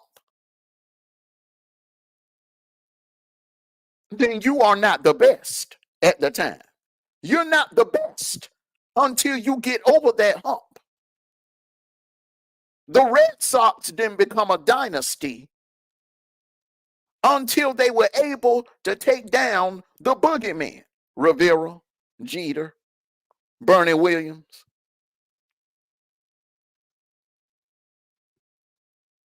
Then once they did what they did, when they came from behind 3 games to nothing and took down the boogeyman, then they became an elite team and a dynasty. So when I'm saying elite, I mean you are the best right now in your era. But how can I say you the best in your era right now when it is one team that keeps, the one team that you can't figure out? Should have had a 3-peat last year. Easily. There's no way no one can convince me that Michigan would have beat Georgia in the playoff game. Washington, Texas, or Michigan would have beat them. No one can convince me of that. It's the one team. I don't give a damn if your record is 196-17. The point is, you can't get over the hump over one team. Now, I'm a huge Kirby fan. I felt like we should have hired him back in 2010. I think we waited 5 years too late to hire him, but he's here now. I mean, that's my opinion. I mean, I expect, with that record, what you should be able to beat Bama. It's always one team. That one team.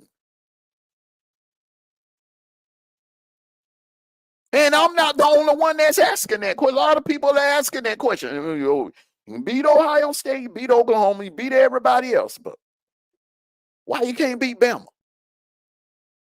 That's going to be the question. I don't give a damn how you dress it up. You can dress it up publicly, but in private, every Georgia fan is going to wonder, why can't Kirby figure out Bama? But all of that can end tonight. Like I said, if you want the torch, you got to take it. I don't think he has the torch yet. Just because Saban retired, it ought to make you hand. No, they ain't gonna just hand it to him. He got to take it. I want to see him take the damn torch tonight. Because it ain't gonna be handed to him based off of 96 and 16 and 2 national titles. They didn't hand it to Urban Meyer. They didn't hand it to the Dabo. Now, is it better than what we've had in the past at Joe? Oh, hell yeah. He's, in my opinion, the greatest head coach in UGA history. And it ain't even close. It ain't even close. But the level of talent that this man has brought in to Athens over the years and his coaching ability, I know the man can do better. I know the man can get over the hump.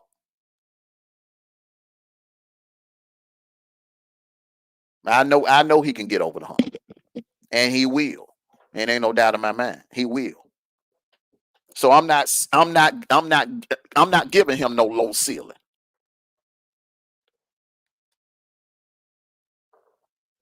He's top tier.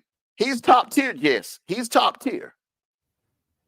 Hello, Jesse. But elite means you are head and shoulders above, greater than everybody else in your era. That's all I'm saying. He's top tier. No doubt about it. He's top tier.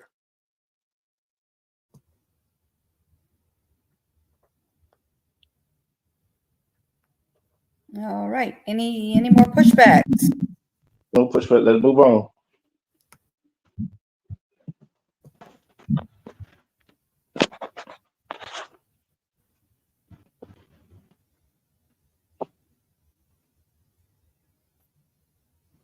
All right, so that ends the Q&A. So now we're going to go into the picks. Jason, it's from Facebook. He says, as a Gator fan, pains me to say Kirby, win or lose, has already established he's a top-tier coach. Top 5, hands down. If not Kirby, then who? Name one that comes close. It's not one right now, but he's top tier. You got a couple of top-tier coaches, but elite, like as far as head and shoulders, the best of the best, there's not one right now. That's why I said he can take that torch tonight. He can take it.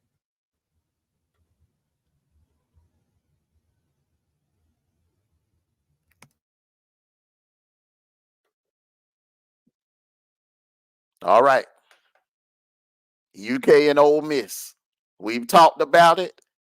Ole Miss hasn't seen any level of talent like this season. So, hey, they're in the Grove. They're in the Grove, but the thing about it is when you're playing mediocre talent for 3 weeks and you're just running up and down the field or running rough shot on these cupcakes, and then you turn around and you see this staring at you across the field. A team that's hot right now, a team that's motivated right now, and a team that's coming in with all the confidence right now. You're going to be in for a fight. So let's start off with you, Sniper. Who do you got in this one? Can Kentucky take away Ole Miss's firepower in the air? That's the fact. Is can they make their Ole Miss quarterback feel uncomfortable? I think they can. This is going to be a hard one, but I'm going to say Kentucky get their big time win today.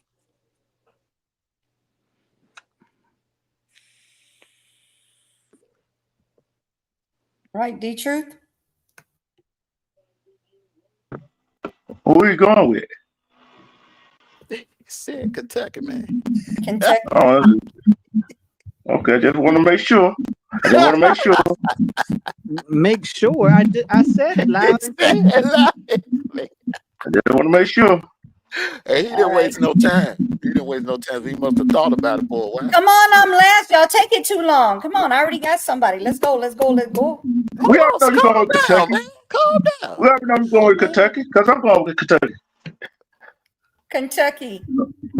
I told you. I like UK. UK is me. Okay. God.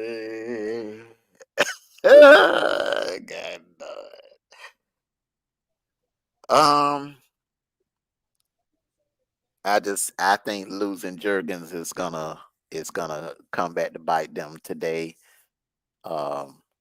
Kentucky, man. Kentucky. I gotta roll Kentucky, bro. I think Kentucky got something. I think Mark Stoops got something. I don't know what the hell happened in that South Carolina game, but they got something up there.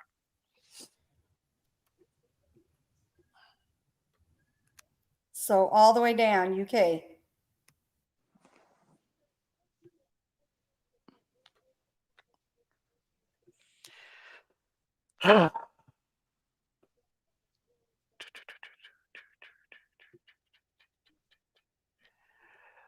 Kansas State, Oklahoma State. Oklahoma State coming off an embarrassing loss at home to Utah. Kansas State. Kansas State historically has been a problem for Ohio State, but that's the past. This is now. We got an angry Cowboys team coming into this game. I'm going to roll with the Cowboys. They're going to play angry today. Backs against the wall elimination game.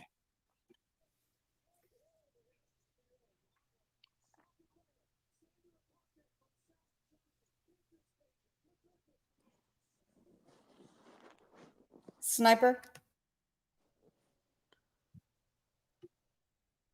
We're going with the Cowboys. The truth. Let's go. KSU. Kansas State. Let's go Kansas State. Because they're in Manhattan. I don't care how much Oklahoma is disappointed last week game. They're gonna get it. I don't care how much. I don't care how much Oklahoma State Cowboys disappointed last week game. Guess what? They're gonna get disappointed again this week. So they got to lick their wound and go start over next week.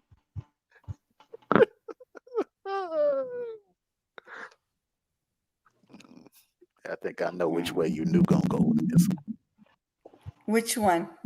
I think I already know which team you're gonna pick. Which one? And Sniper does too, based on one fact, based on one simple fact. Go ahead. I want to see this. Go ahead. Can I choose both? No, just kidding. I'm no, kidding. you did not. Go ahead, choose the team. Cowboys. You did that on purpose. Mm-hmm. I know which did way exactly you on purpose. You wanted to choose Kansas State. They got purple in their uniform. I kind of did. That purple and silver is hot, and you did that just because you knew we knew what you was thinking. I kind of was, but okay. Woo. All right, you knew. We rotating on who going first. Notre Dame, Louisville. Saying I'm last. I'm gonna be last. Go ahead. Your ass is never last. Stop playing like you last. Stop. and my you knew voice. Stop playing with me. Now pick. Okay. Shoot. It's Louisville and Notre Dame. Okay. I got that. Oh gosh. Ain't no Notre Dame's been doing well, so I say Notre Dame. Ain't no purple in there. That's okay. Don't stop playing with me. And blue was close to purple, so that's the reason why she picked Notre Dame. Okay, now. You see how they be picking on me? You know when LSU play a home game, man, and the sun be beaming down on their uniform, sometimes it kind of look blue and gold. Mm-hmm. That's true. It is. That's true. Oh man. Louisville. I think it's gonna set up for a huge showdown in the ACC on the 19th. I think both teams will go in there undefeated. Miami and Louisville will go in that game undefeated. So I'm going with Louisville. Notre Dame, your time is up today. That's it. End of the road. All right, let's go. The truth. Well, I'm gonna say this right here. Louisville is pretending, and Notre Dame gonna expose them today. Notre Dame gonna expose them today. I'm going Notre Dame.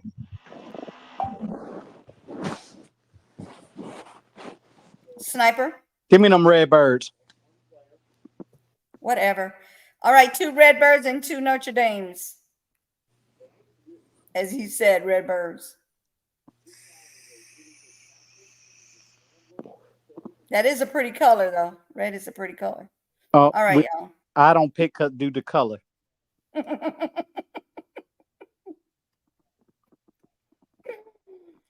I remember when I chose ATM last time, and it's not ATM for real, though.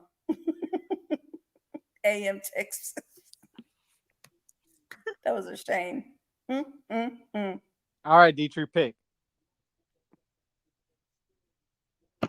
You go ahead and pick.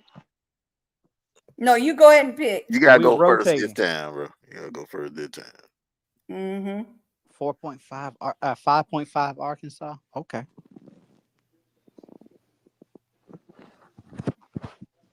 I do not care about no doggone punch spread, right? But that punch spread is not going to be enough for Texas A&M. Arkansas coming in there, they're going to put that thing on Texas A&M. I'm going Arkansas. On the road. All right, who's next? Me. Okay. Aggies.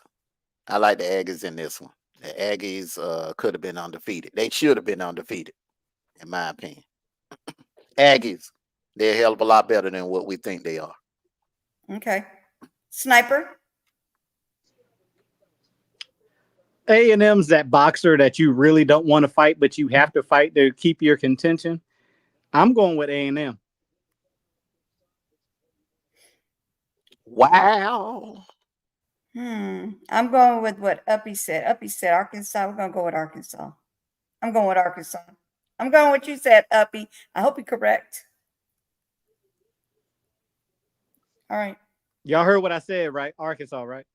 Yep.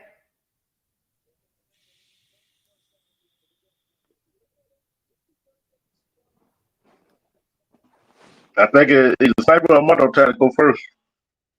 My bad.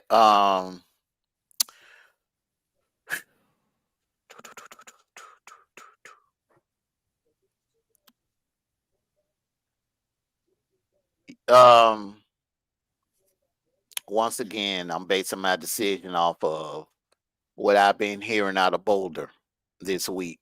And this is what I've been hearing out of Boulder all week.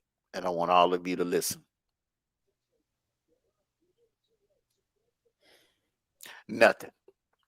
When they don't say nothing and when Prime is quiet, look out.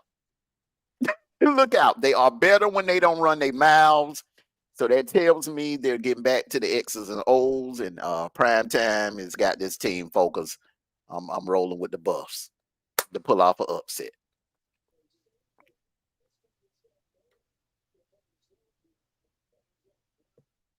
Colorado.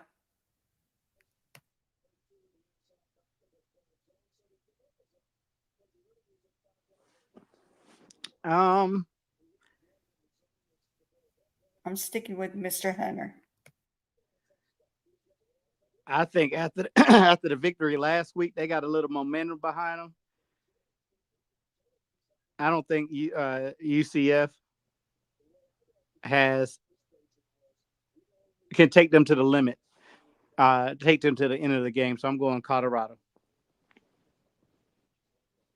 D-Truth? Not so fast, my friend. You fail to realize Colorado don't know how to have no defense. And you fail to realize who the offense coordinator and the head coach of UCF is over there. And what kind of plays he run. And they just came off a big win against, I forgot who they won against in the Big 12. And he been coaching longer than Deion said. I don't care how solid they been over there. Yeah, it's about time they stay. Deion said to stop running their doggone mouth, because they're trying to run them out. They gonna lose, and they give people bulletin board material. That is not the reason why they won't be winning, because they're keeping their mouth closed. UCF gonna send Colorado back to Colorado, or keep them at home with the tail between their legs. I'm going UCF. It should have been no doubt about who I'm going for. Well, you was waiting all day to say that. I like that. All right, Armando. Armando went first. Never mind.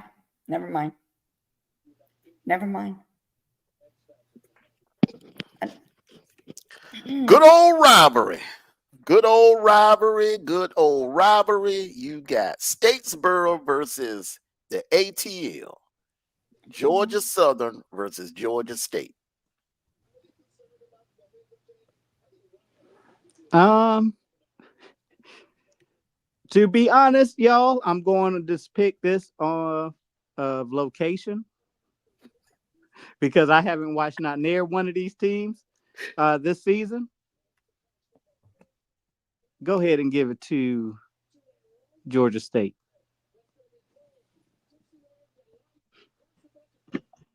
I'm going to Georgia State Panthers. So they're a little better than Georgia Southern. Yeah, so I'm going with Georgia State. Georgia State. Here come the Panthers. Here come the Panthers. Here come those mighty, mighty, mighty Panthers. Let's go, Georgia State. ATL. All the way down. How in God's creation do you know the Georgia State Song. Oh my goodness, I gotta learn anthem? it too. The anthem? The anthem, I gotta learn it too. Dun dun dun. I'm done with you. Okay, it's getting real now. It's getting real. It's getting real. It's getting real. I have a question. I'm looking at 225 girls. She going with Coach McGee because he won high school state title in 2007. I have a question. Didn't Auburn just lose? Damn. Okay, that's Boy, yes, you know how so to does Oklahoma. What they got to do with the 20? I just wanted to know. I just wanted to know. I got this. So did Oklahoma. Okay. They both lost last week. They both coming in. They backs against the wall this week. Okay, I just had a question. That's all. I just wanted to ask that question. Uppy, what you think? You already know who I'm going with. So don't even ask that. You already know who I'm going with. They go to hell ain't Oklahoma. All right, let me go. Let me mute up. Let me go. Auburn is in Jordan Hare. That's one place you don't like to go into in the SEC. You don't like to go in there and play. Oklahoma got hit with some injuries, some key injuries last week. But that Michael Hawkins kid, that kid is something special about that kid. And even though Venable is rolling the dice, handing the keys over to him, I think Hawkins is the future of Oklahoma. That defense of Oklahoma is legit. If we learned anything about Oklahoma last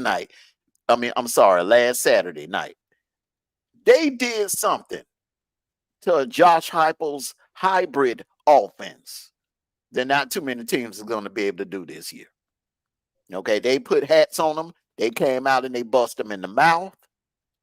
And I was very impressed by that Oklahoma defense.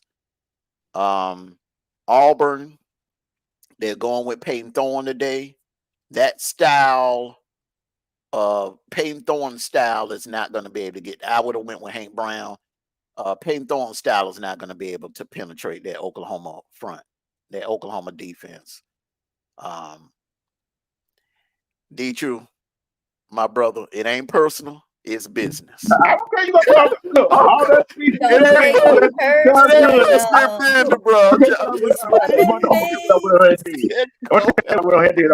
personal. When you start speaking, I better go home down for you. I'm just saying, man, that defense, bro. That defense, if they did that to Tennessee, I know darn well they do that to Auburn, man. For real, man. I'm about to go with the Sooners, man. Hey, right. It was. It wasn't no look. Right. It wasn't no secret who you were going for. All right, sniper. I hope I'm wrong though. Right. I want Auburn to win though.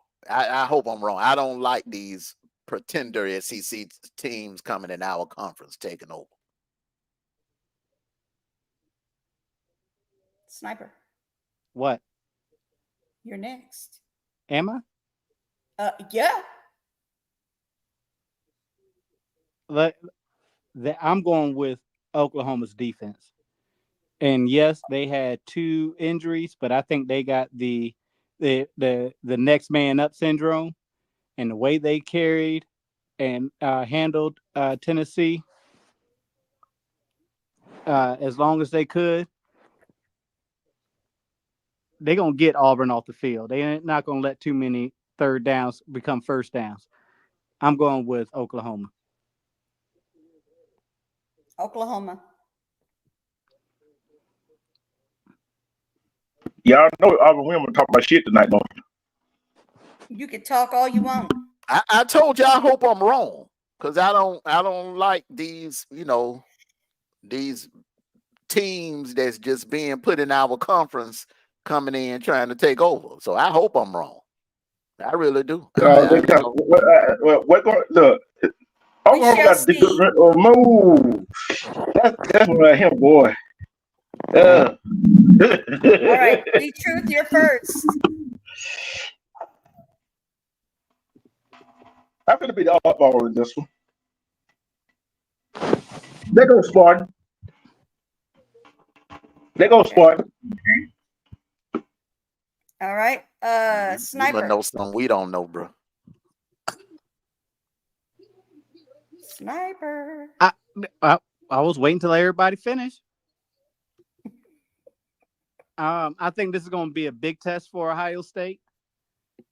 Is Michigan State at the in the same rim as Ohio State? We will find out tonight.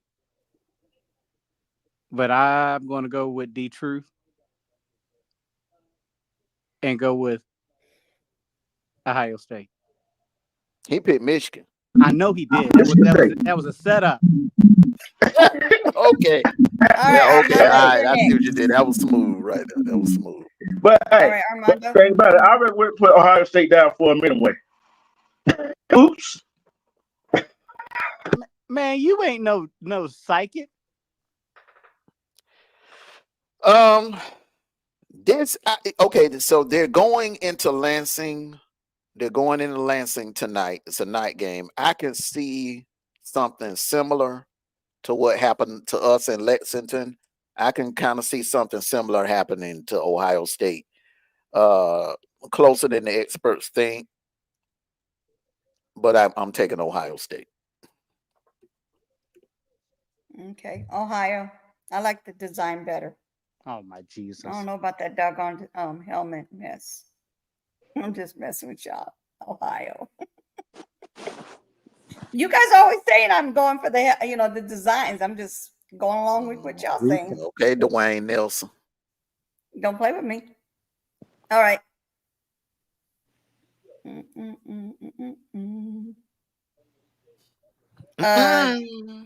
Sniper.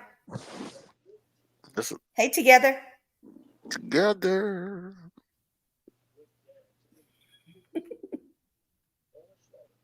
You think long, you think wrong, brother. No. I was on mute. That's my bad. I was on mute.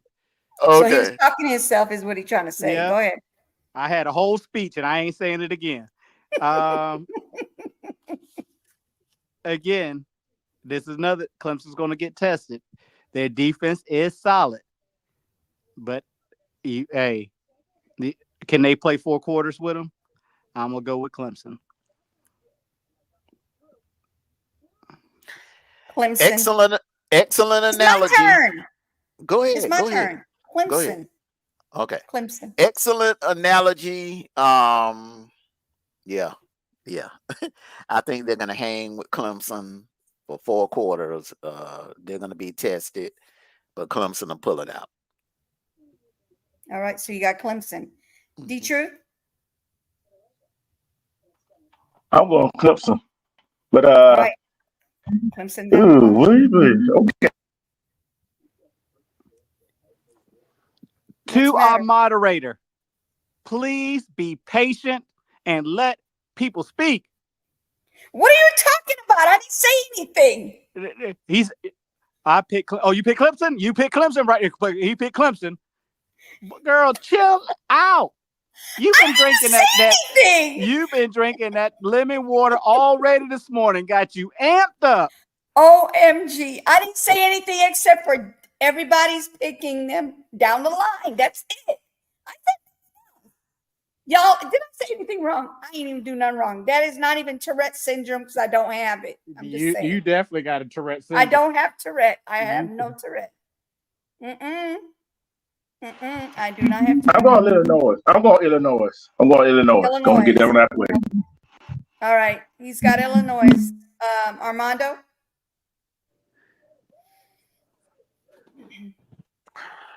I got to roll with Illinois. I just can't get over that Bowling Green situation. I got to roll with Illinois. Brett Bielema got them boys playing on fire. Okay. Sniper. Can I hit you with it? Not so fast, my friends. I think Penn State makes a statement today. Their offense is clicking. I think that Penn State going to not roll over them, but they might fold them over once. They're going to have half a taco. They're going to have half a soft taco. They're going to roll them over once. Uppy, what you got? You haven't said anything. You haven't said a word except for laughing. What's going on? What you choosing? Uppy, where you at? All right. You don't pick a team. You choosing. You trying to ride off of his picks. Who you choosing? You ain't slick. I see what you're doing. I'm going with Illinois because I like the helmet. Just kidding. I'll go with them. So don't tell me Sniper the only one with Penn State. Yep. They're gonna end up in the Penn State. No, just kidding. That's a good one. That's a good one. Now you knew you can go first. As a man, I insist that you go first on this one. I insist. I'm picking LSU. Duh. LSU. D-True. I want to hear this. D-True. South Alabama, LSU. Well, guess what? South Alabama got that quarterback. He's dynamite. I gotta go with SA. I ain't talking about San Antonio either. South Alabama. All right. Teacher picking what up. about you, Sniper? Hey, I might have to agree with D-Truth on this. This is a potential upset game. Oh hell. This is a potential upset game. Have fun. All right. But Armando. I didn't pick. I said potential. Give the man time. Let him pick. Good gracious. It's only 11:21. You agree. Hey, listen. You listen, Linda. Hey. After LSU was battle tested against South Carolina, I think that I'm going to stick with LSU on this one. But this does have potential to be a upset game. All right, there's LSU in the house. Okay, Armando, what you got? I think they'll hang with LSU for like I say until like midway through the fourth quarter, and then LSU will probably put some distance in between them. LSU. All right. Okay. Always pressuring somebody. But when it's your turn to go first, you want to sit there and ask other people and this and nobody. And you know what? And you only get feisty when it's time to pick this game right here. Oh Lord. Oh Lord, you didn't have to hit me with this one. Go ahead, Sniper. Oh no. Is it my turn to go first, really? Man. No, it's my turn to go first. Oh, doggone it. I'm trying to get Sniper. Go ahead, Armando. Sniper go last on this one. So you got time to think about it. I was making a joke.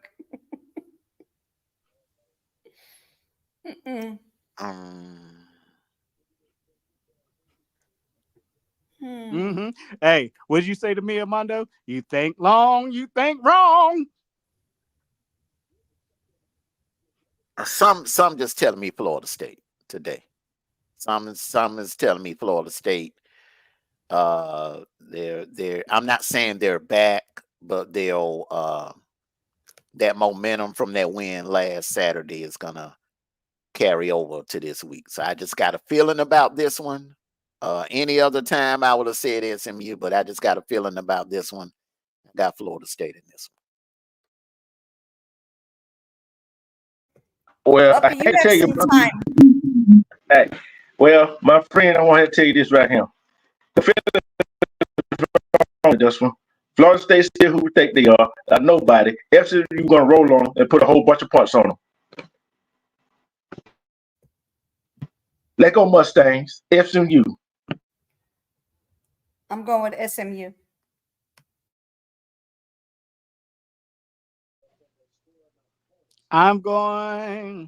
Hey, listen.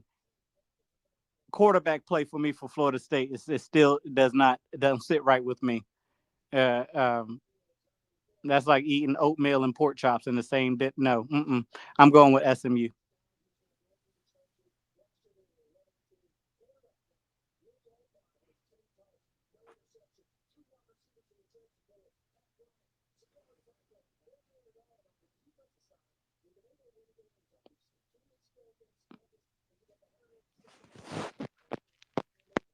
Arizona and Utah.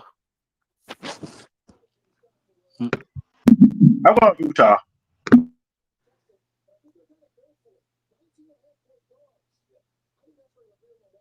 Utah.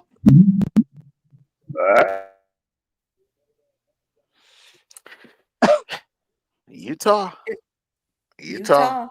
Utah. The only problem I have is Cam Rising is on. He's questionable to start this game. They got a backup, remember? But they got a 5 backup, bro. They keep a backup down there, man. Yes, sir. That's what I was about to say.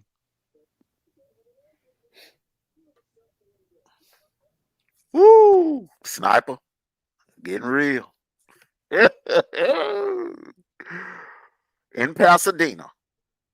Just wanted to throw that out to you. Give me a U. You got your U. You got your U. Give me a C. You got your C. You got your C. Give me an L. A. There you go. I put that's UCLA, baby. Oregon has not impressed me not one bit. Keep your day job, sir.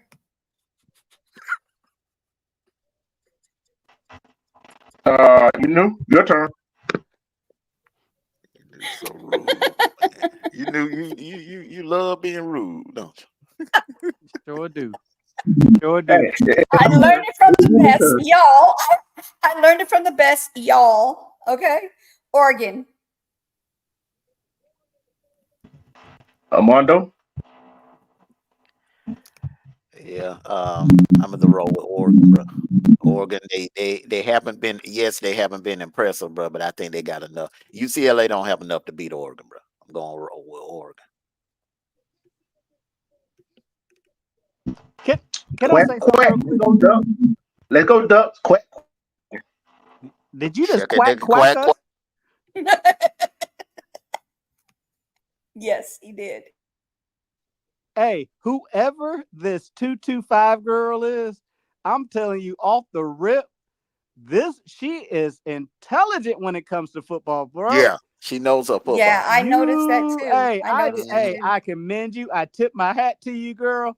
Hey, look, we might take you to Vegas.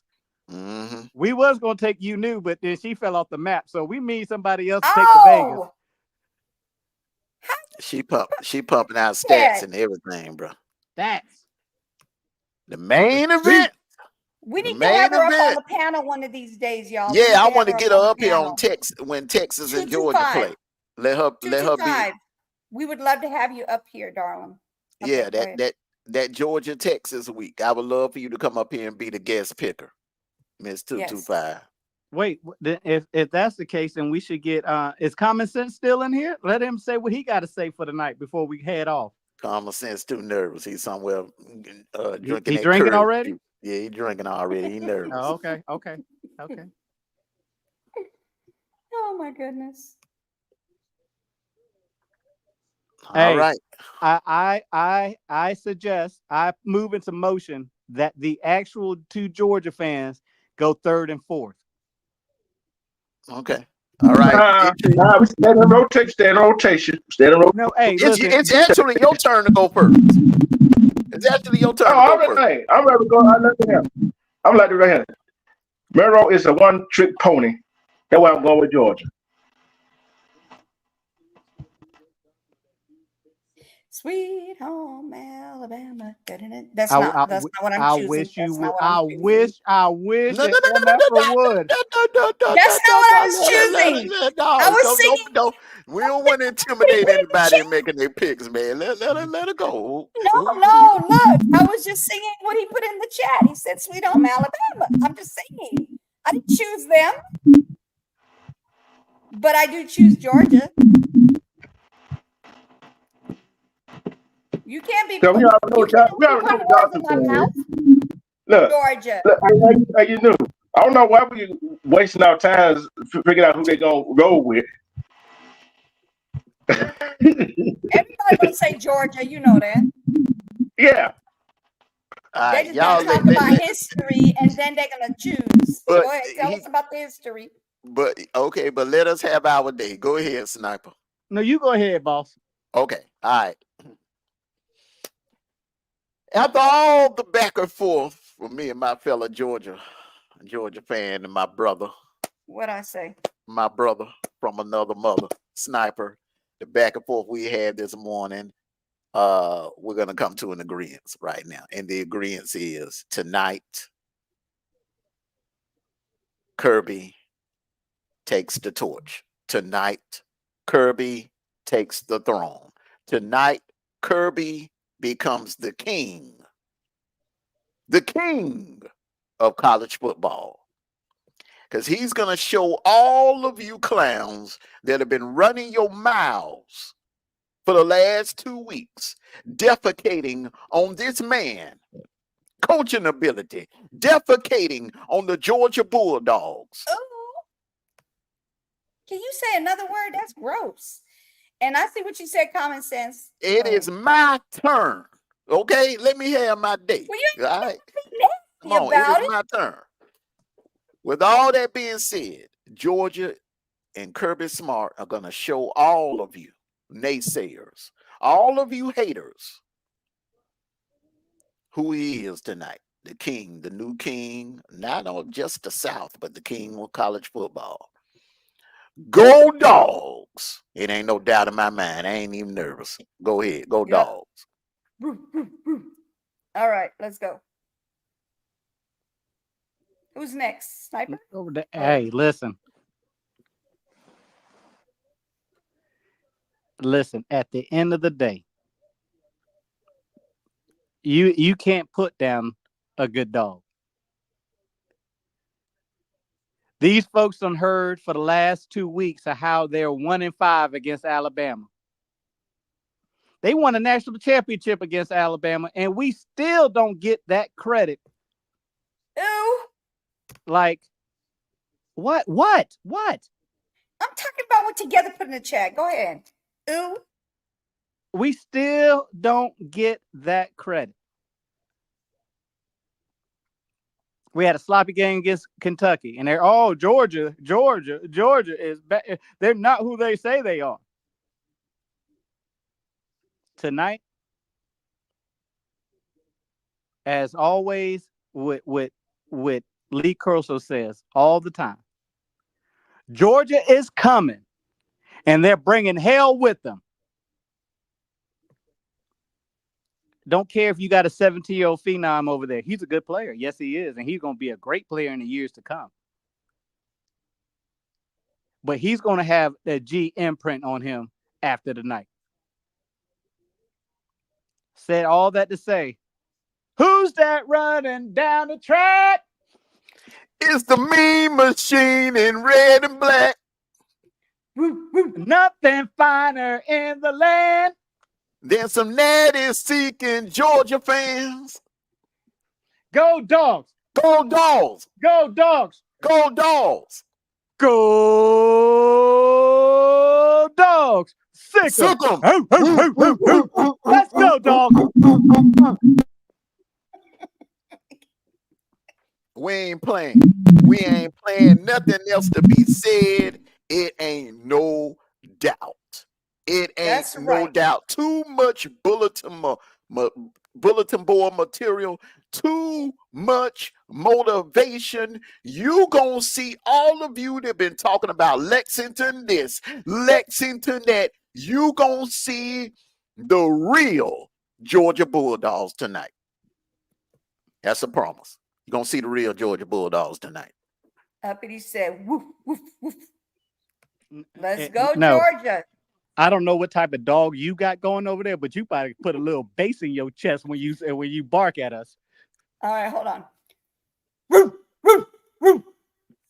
Damn, that hurt. Common sense, all that you saying, it sounds good in the chat, but you better have you a fifth of that good moonshine on deck tonight. Because you're going to need it, bro. You going to need it. Drop the link for him.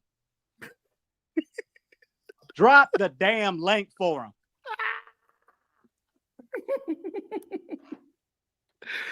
Hold on.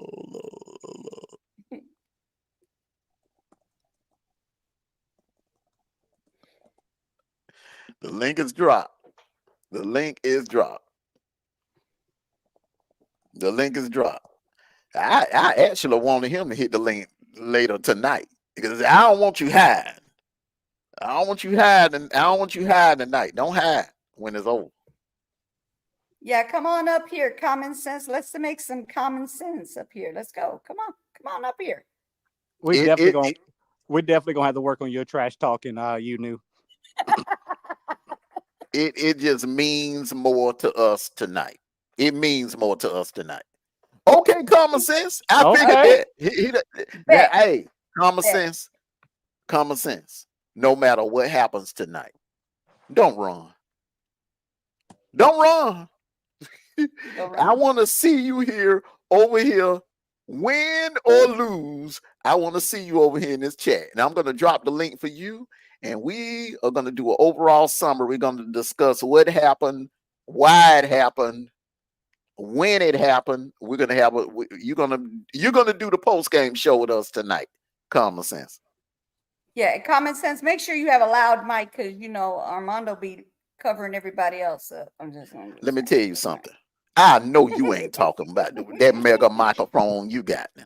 I know you ain't talking now. I'm done with both of y'all because y'all both do the same damn thing. No, she got me beat. Too long. She got me beat. Bro. I don't. Long. Yeah, no, she got me beat. She got me beat, bro. She got that Tourette thing going on. She got me beat. I at least let you finish your sentence out. Got no doggone Tourette. You gonna stop saying I got Tourette's? I ain't got no Tourette. You definitely got Tourette's. I ain't got no Tourette.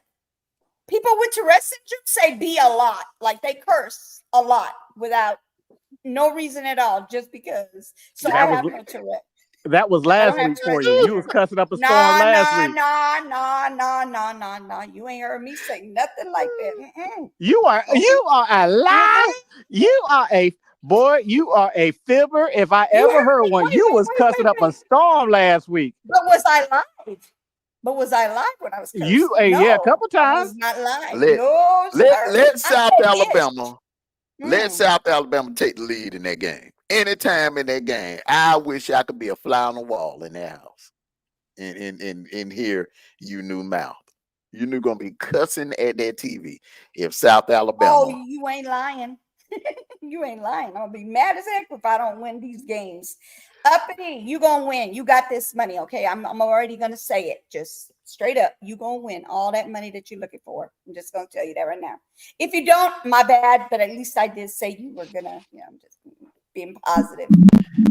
But I'm going to. But seriously, I don't curse just for the heck of it. I curse when I'm upset about something, And common sense and Kirby I trust in big games. But I'm Kirby I trust. I'm gonna say this right here. What you got to say? Not only that quarterback for South Alabama run the ball. Unlike Mero, he can stay in the pocket and pass it.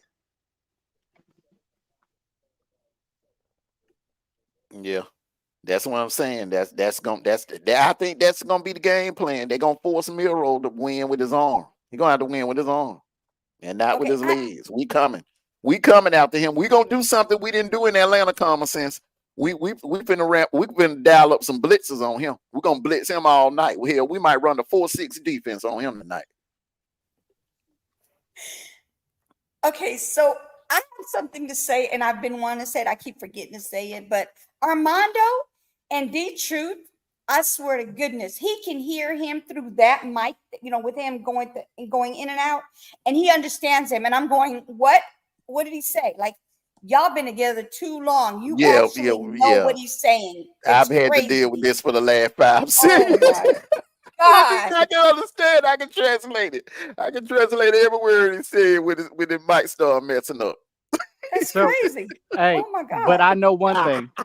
Hey, I'm gonna tell y'all one thing. For Christmas, for D-Truth, I am getting you a new phone. Man, I ain't stopping at that, man. I'm gonna get him a new laptop. I'm gonna get him a new laptop. You know what I'm saying? Because the funny thing is, Armando, he'd be like, let me tell you this right here. Like that comes out clear, then everything else comes out mumble. Yep, exactly. Yeah, we're gonna have them hooked I up. don't understand it. I really don't understand. We're gonna have him hooked up because he gonna be running the March Madness, the college basketball. He gonna be running that. Okay. So we definitely gonna have him straight by then. Okay. And NFL, I do have everybody's an extra room, Uppy. I do have an extra room, so yeah, you can bring your luggage. Come on through. I don't know if my husband's gonna let you in, but you can come through. Hey, Uppy, let me tell you something. Don't do that to yourself, bro. Do not do that to yourself. They had you sitting there, she gonna have you sleeping out there in that chicken coop. Hey, She gonna have you out there in that chicken coop. her husband is not going to allow not near a bit of that. She's barely allowed to get online sometimes, y'all. But what did you say? Hey, it's me 5. How did you take a nap in the middle of all this entertainment? It's okay. It's okay. Hey, sweetie, I hope you're okay over there. But yeah. Wait, no, she took a nap and we was entertaining. Well, because she was tired. She was man, 3 hours, bro. That's enough time to take a nap. 3 hours? Are you kidding me? No, she's over there in LA and she woke up really, really, really, really. Yeah, really it's early, like 8:40. She's tired. It's 8:40 over there, bro. We've been live since it was like 5 something over there. Yeah. Are you not entertained? She's definitely entertained. She's just sleepy. Mm. Have you not fell asleep while you were watching something entertaining? No, because it was entertaining. Whatever. Now, have I fallen asleep on a couple of your lives? Yes. I'm sure you have. No, I go to sleep on my own life sometimes. Listen, let me tell you something. You can never fall asleep on her live. That live mic, boy. You ain't going to sleep if you wanted to. And you know what? I'm gonna start doing, Sniper, since I know that you've fallen asleep on my lives. I'm gonna be like, Sniper, you up? Hey, I call cap on that. Now, he ain't falling asleep. That damn thing like a damn alarm clock. Man, I'm gonna be like, Sniper, you up? You up? Hey, Sniper, you up? Watch. In my life, I'm just gonna randomly say that. Let's see what you do about that. I know that girl better let me sleep. Oppie, we discussed that already, and we're not gonna go back in that melee. We have different opinions about. Oh my God! Can you please stop? Wait a minute! I have a picture that I want Armando to share. I'm looking at it. Never mind. It just cut me off. No, wait, real quick, because I'm gonna forget. Miami and the other team also was touching the ball. Okay, so watch this. I'm gonna share it. Go ahead and talk. My bad. Go ahead. Don't be playing with me. It's just gonna be a picture. I'm not gonna show the video. Look at this. They both he has his hand on the ball, and this guy has his hand on the ball. So they both have their hands on the ball. Boop, boop. There you go. Yeah, but you can't go by that. They're going by what happened on the ground. It's incomplete for that reason. And that reason alone. Malaysia, ain't nobody hating on your Canes. It is what it is. They got exposed last night. Malaysia. Hey, listen. I've been sticking up for your team all day. I've been taking jabs and punches and left hooks all day from this gentleman right here. But hey, at the end of I've been sticking up for your team. Now, did they get exposed on the defensive side? Yes, they did, and they got to clean that up before they go any further. But hey, I've been sticking up for your team, and I ain't gonna let them just do them like that, okay? Yeah, he got hit in the throat. So yeah, he was definitely on that team. Yeah. And they got it, but you can't deny the fact they got exposed. But that's for another topic, another day, another another conversation. All right, go ahead, Sniper. What were you gonna say before I cut you off? Rudely interrupted you. No, I'm through with that because you are becoming an habitual cutter offer.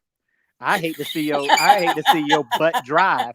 I think you cut people off in the doggone in the lanes and just be like, oh my bad. No, I was trying to get there before I forgot. You know, that had to turn left. I forgot I had to turn left at the stoplight, and I'm in the far right lane. My bad. I said it was my bad. No, damn your bad. You just you're like a habitual criminal. Just cannot stop speeding. I'm a serial cutter offer.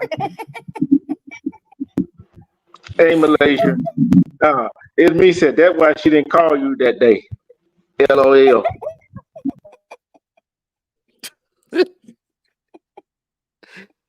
Oh Smith, man, where bro, you been at, man, bro? Agent Smith, man, you late, man. We done the picks and everything, man. It's Yeah, time to you get ready, late, get on up out of here. Yeah, you late. Yeah, we finna get ready to do our final thoughts, and we finna head on out, man. It's almost kickoff time for the first game. They got exposed, Malaysia, in the story. All right. Final thoughts. I'm gonna start with you, D-True. Got a big one today. Well, my final thought is everybody got to play the game, and where it goes, it's gonna go. There's gonna be some mad people today. I don't know who it's gonna be, because if a game that I pick and it's an upset, you already know what reward I'm handing out. So let's see. Some of these teams that play the mediocre team, they better go ahead and win, because they might get that award too. So hey, may the best team win. Okay. Sniper? Y'all been talking. A lot of people have been talking a whole bunch of trash about my dogs. A whole bunch of trash. One thing I do know, all that trash that you've been talking is up on that bulletin board. Them dogs could see it every time they walk out to practice, when they leave practice, when they get home, they got text messages about it. They mama and them done called them and said what the other people done said. It's gonna be some hell tonight, y'all. And I feel it. There's gonna be some hell tonight. And all you Bama fans out there, I hope y'all ready, because the Dogs is coming, and they're bringing hell with them. Don't think we forgot what happened last year, the SEC championship. Yeah, I know Nick Saban is sitting right here on game day, and his wife is on game day right now. So it won't be, hey, you can say what you want, but these Dogs is coming. And when they bite the hell out of you, I don't want to hear nobody whining. Go Dogs. I want to thank everyone for coming out and joining us this morning on this beautiful college football Saturday morning. Hey, like my bro D-True said, it's gonna be some it's gonna be some sad singing and slow walking for some fan bases. You know, we got some matchups today, and somebody's gonna be upset, somebody's gonna be happy. You're gonna have some very happy fan bases. There's been a lot of talking, a lot of chirping coming out of Tuscaloosa. But tonight, talking that crap is one thing, but backing it up, it's gonna be a whole different ball game. And Jalen Miro, son, you're gonna find out a valuable lesson. When you win, if you do beat Georgia, when you won that game in Atlanta, should have humbled yourself. No, you got in there front of that mic and you ran your mouth and said that the defense quit, that you made them quit. Oh, bro, what you think their goal is going to be tonight? With that being said, everyone, enjoy your college football Saturday. We'll see you back later on tonight. The post-game show probably is going to be after 10 or probably right around 10. By that time, Georgia and Bama should be in the fourth quarter. Hey, it is what it is. It's put up or shut up. It's show and tell time. And with that being said, go Dogs! Sick 'em. Woo, woo, woo, woo. All right, y'all. I just wanted to say something really quick. I'm not rude and I don't have Tourette. I'm going to try to control myself. I'm going to stop trying to cut people off. Do my best not to cut people off. And another thing I wanted to say is y'all ain't got to go home, but you got to get up out of here. See ya. Cat. Well, damn.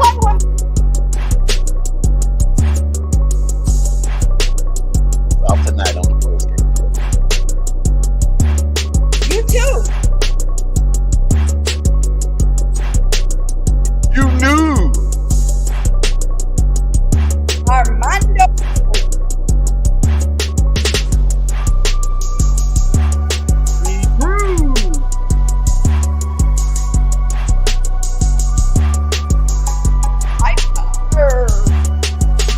Can't get no War Eagle from you, bro. Oh, dog.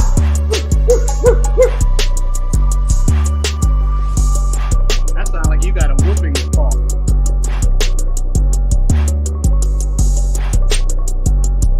Oh, That's not how a tiger sounds. I don't know how to do a tiger. Meow. Meow.